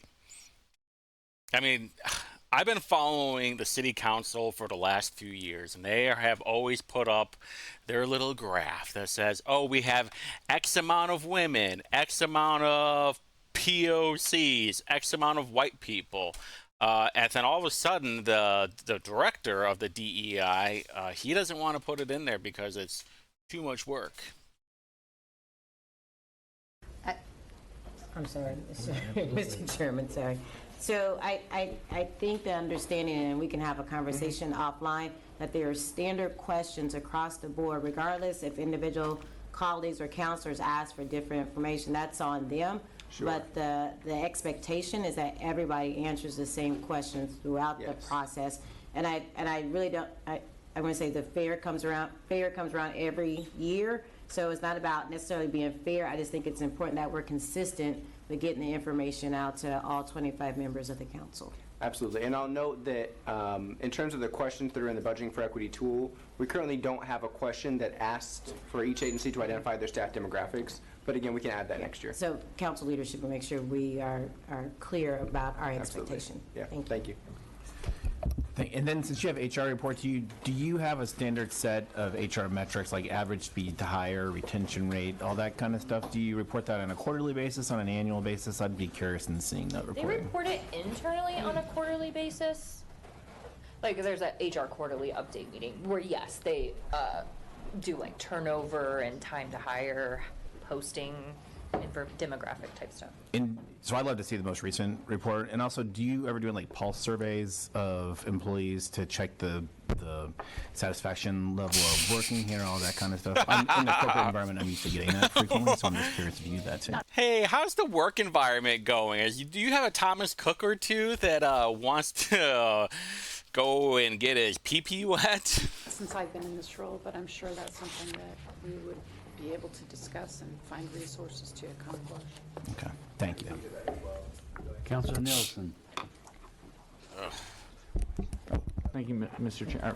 Actually, Chairwoman Carlin. Okay. No, you're good. So since we have the controller and deputy controller for budget here, I have some questions just on the budget broadly. I was hoping that we can answer. I know we've had presentations in caucus. We had the presentation from you last night, controller, but just like on some of the technical sides of the budget as a whole as we're kicking this off tonight. So is it okay if I ask a few quick questions on this?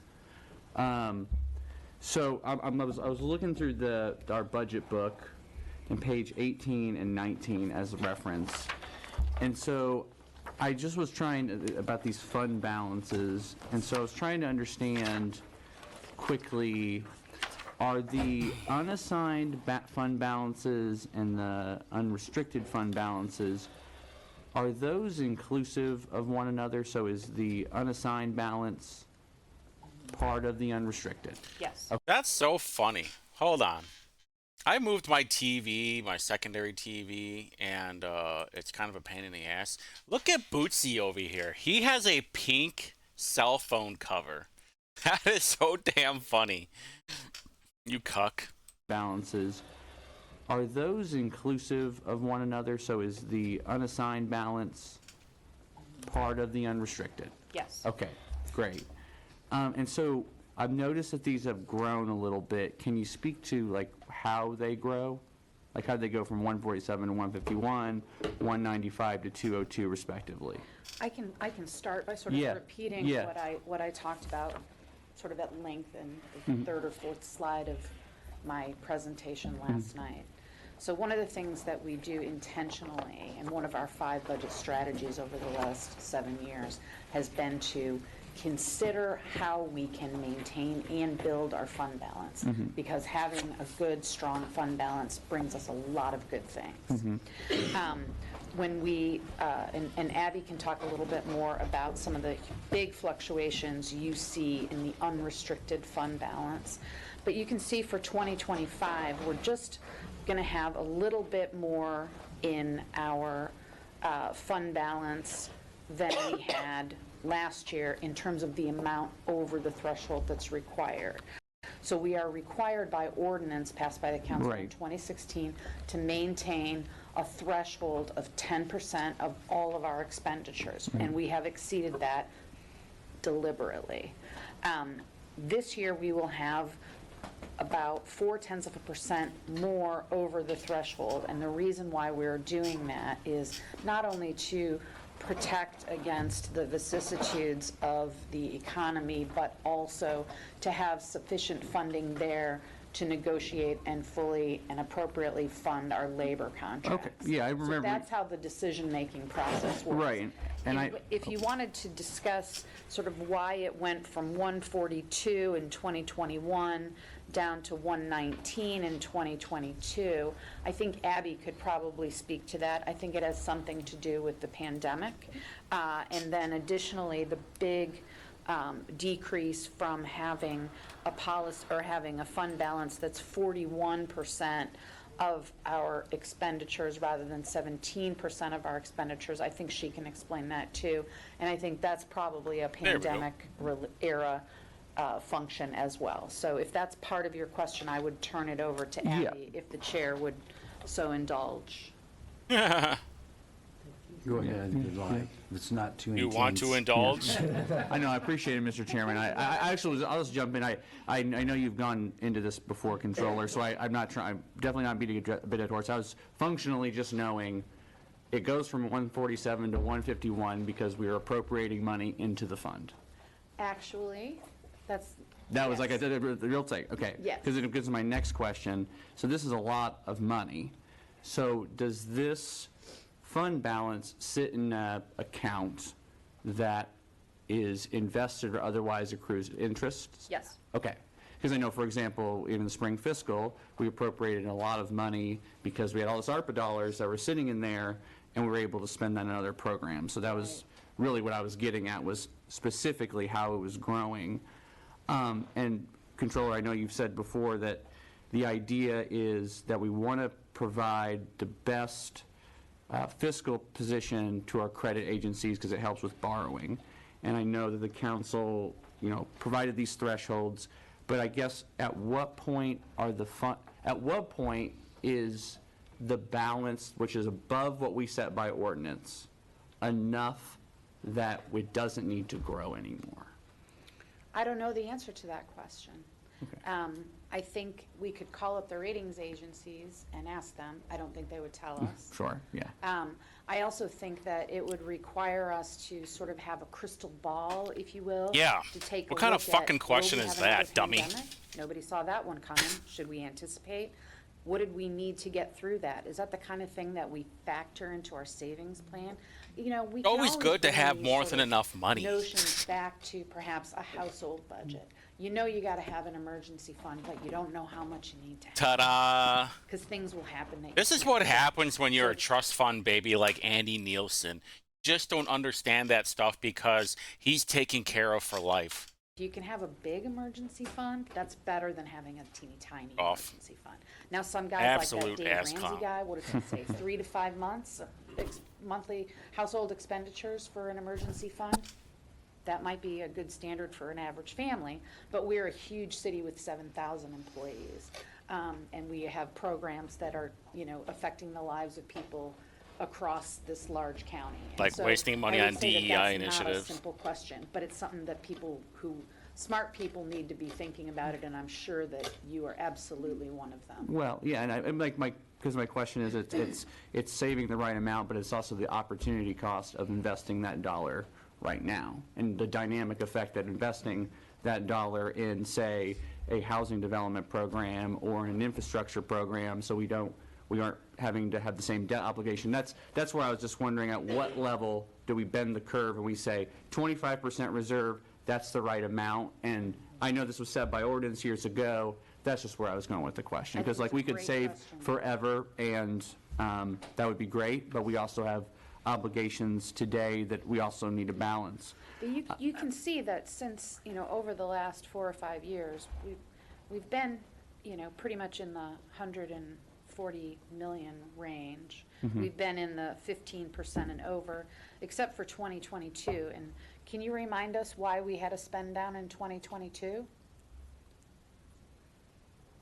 I am fairly confident, but would like to turn to my accounting colleague, that it was the reflection of spending down the remainder of the funds for the opening of the community justice campus. Great. The one thing I did want to point out that Sarah kind of just pointed to is one of the reasons that 2021, 2, and 3 look one way, and then 24 and 25 look a little bit higher, is we are on 2 different bases of accounting, basically.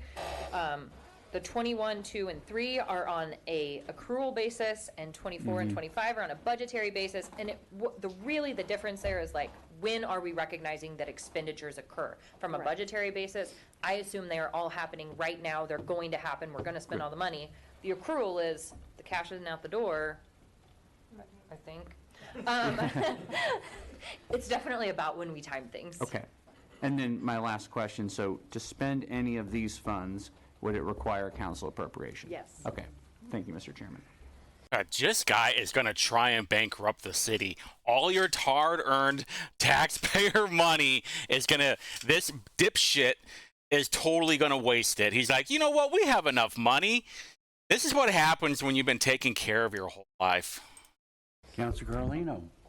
Great. Thank you so much, Mr. Chairman, and I appreciate that question because you're right. We have a minimum, but we don't have a ceiling. So that's something to think about. Thank you, both of you, for your presentation. My question is a little bit of a comment going back to drug-free community when Madam Leader posed the question.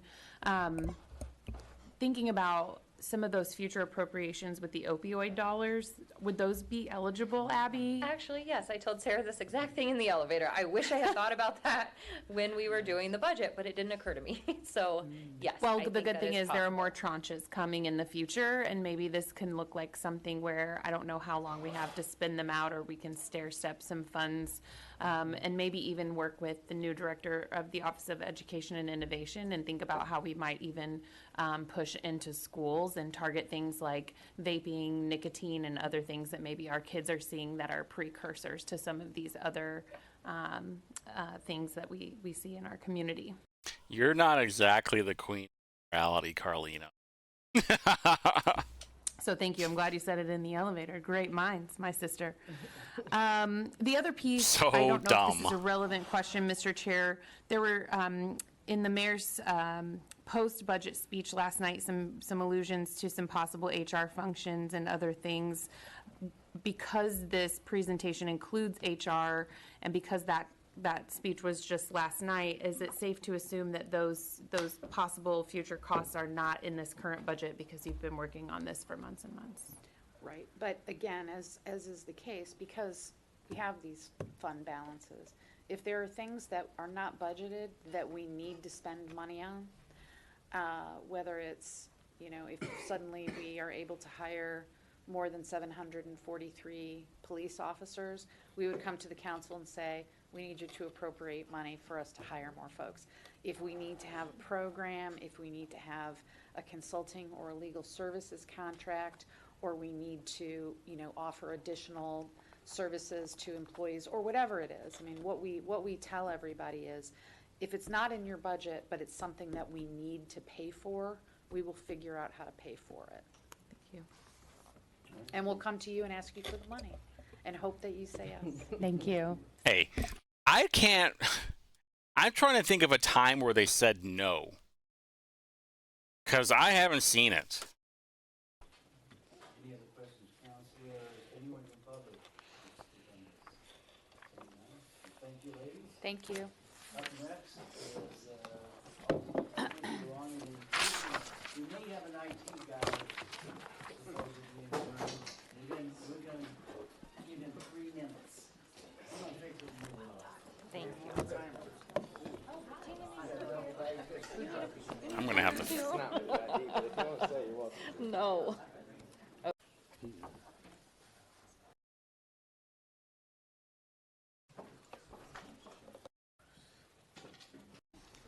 Yes, sir. You Thank have the floor, sir. Thank you, Mr. Chair. So hello once again, Ben Tapper, I serve as the Chief Diversity and Equity Officer, and I oversee our Office of Equity, Belonging, and Inclusion. Before What a the dumb meeting role. started, Chairman How much Misteri is he was making? very stern with me in the elevator and told me to keep it brief, so I will do my best to honor your wishes, sir. The first 2 slides are an overview of the budget. My budget remains relatively small this year.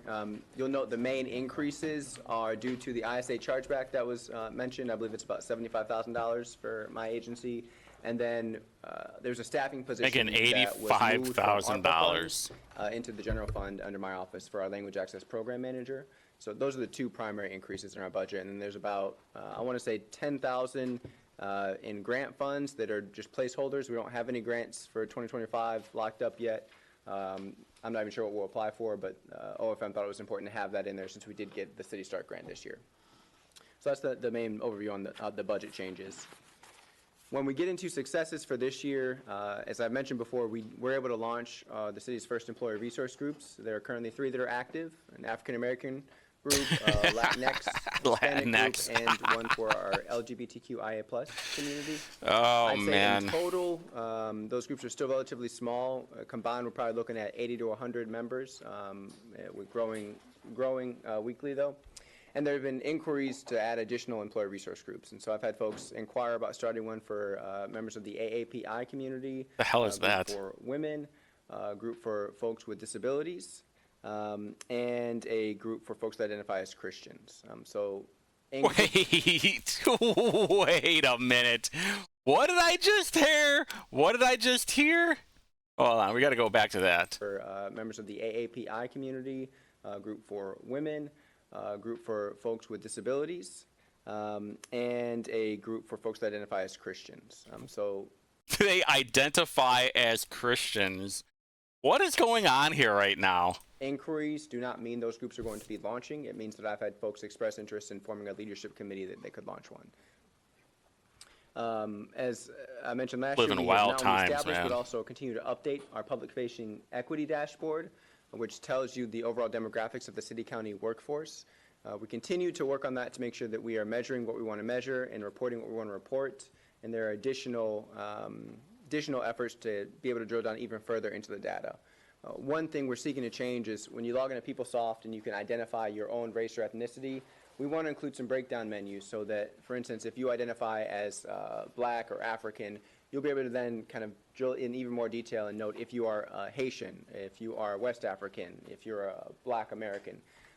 We haven't finalized the categories yet, but I think it's important for us internally to just have a better understanding of what our workforce looks like. Those categories will not be reported out to the public at this point in time, just because it would get really messy trying to graphically show all that, but we'll be able to pull them as an agency and understand the needs of our workforce better. I can't wait. I can't wait until they have the breakdown for white. There's not going to be any breakdown at all. I almost guarantee it. Was able to hire an equity analyst this year. That person oversees our data and evaluation efforts, and we were also able to hire a training manager, and that individual is responsible for our training efforts. And so they're currently working with OMWBD and OPHS to create tailored trainings for those agencies, and we're also presenting at DMD's staff meetings. And then finally, I'll note that we are launching the city's first language access plan this year. Our language access program manager, Carla Romero, has done phenomenal work on that plan and is beginning to schedule meetings with agency and department directors to walk through the plan so they understand it, understand how to use it, understand how to engage with our office when it comes to language access. Looking at the next slide, the population slide, which segments of our population or the city-county enterprise might be underserved. I think we can still do better and place additional emphasis on serving members of our LGBTQIA+ community, members of our community that identify as immigrants or refugees, those with disability and accessibility concerns, those for whom English is not their first or primary language, and then we still have a general focus on health equity, trying to understand the health disparities in Marion County and ask how, as a city and as a city-county enterprise, can we step in and help close those equity gaps. What? If you have done as much door knocking or canvassing that I have, you already know the answer to that. Looking at the 2024 budget, so how does our budget for this upcoming year into 2025 advance equity? And so we're going to continue to work on data transparency and processes. We will ramp up our training opportunities, which will include being able to have agencies create individualized and unique trainings for their departments, but also having trainings in Lessonly that anyone can access at any time. We are going to continue to improve our language access work, to expand our community engagement and feedback, and promote greater awareness for gender identity and sexual orientation issues, as well as continue to evaluate as a workforce, where are the gaps with accessibility as it relates to both visible and invisible disabilities. Looking at possible barriers for OEBI, I have listed time, staffing limitations, and opportunities for outreach. These are kind of all related, so time, we're an agency of 4 people. So fairly small, and our responsibility is to the entire Cindy County enterprise, which is a workforce of over 7,000, and the city of Indianapolis. And so we are going to have to continue to be strategic in what we take up and what we have the capacity to take up. which touches on the staffing limitations. And then we're still trying to figure out how to do effective community outreach with such a small staff. I will note that Director Crone has been really Volunteers. gracious in offering to partner with us with the M&As, and so we're kind of talking to figure out what that partnership looks like and how we can receive the information they're getting, or maybe even tag along to them to community meetings or events that they're at, and speak to the public with them as well. So we're trying to There you find go. efficiencies, and I think that partnership will continue to grow, and it's very exciting. You want to know why? Because the people that work in that department are self-entitled liberals, and they're like, listen, I'm just here for the job. If I have to do more outside of my 9 to 5, then I better be getting. And finally, I'll just note some organizations that we have been able to connect with and have conversations with throughout the city are the Far East Community Council, United Way of Central Indiana, GLIC, the Indianapolis Foundation, Eskenazi Health, and several others. I won't go down the entire list, but we're doing what we can in terms of outreach, both to organizations and individuals and families in our community, and we recognize how important that is, and we'll continue to increase those efforts. Hope that was brief enough, sir. Thank you. Thank you very, very much, sir. I know it's a new department. I know there's a lot of things you want to strive for. Yes, Thank sir. you. Any questions from counselors? Cahill. Cahill. Yeah, can you expand on the language access plan, and when you say the success and the work you're planning for the 2024 budget? I have another couple questions, or do you want me to? I'll respond to language access first. Okay. And, yeah. And I will note that my response will be very general because I'm not an expert on language access. But when we're talking about language access, obviously we're asking the question, when it comes to information about city services, programs, and being able to access them, if you don't speak English, if you don't read and write English, how are you going to find that information out? Learn. It's that simple. Right? If you attend If you're not willing to assimilate to the culture, to the language, see ya! community meeting and you would need an American Sign Language interpreter, but one's not there. Oh, How do you that? access what is happening at the council meeting? So those are some of the questions that the language access They've plan is probably trying to been doing address. that for a long We want time. to standardize the processes that exist as it relates to identifying needs for interpretation or translation, so that city, county agencies and departments have a singular process to follow, and there's not these wide variations in which translation services Even we're she's using, fed who's up with paying for it. whose Even she's so fed up with it. responsibility it is, who's asking Luna and who's trying to use their staff. We want to kind of standardize that so there's just a more uniform practice. Okay. You had additional emphasis on immigrant and refugee populations. Can you expand on that? Yeah, this is work that is still in its infancy. You know, obviously we have our Director of International Latino Affairs, and that is her primary role. But we try to work with her as much as we can, given that at last count, I think about 10% of the population of Indianapolis was considered foreign-born. And so as it relates to understanding the equity needs of the city, my office is... Hey, just to let you know, they have to be taken care of by taxpayer money if they're foreign born.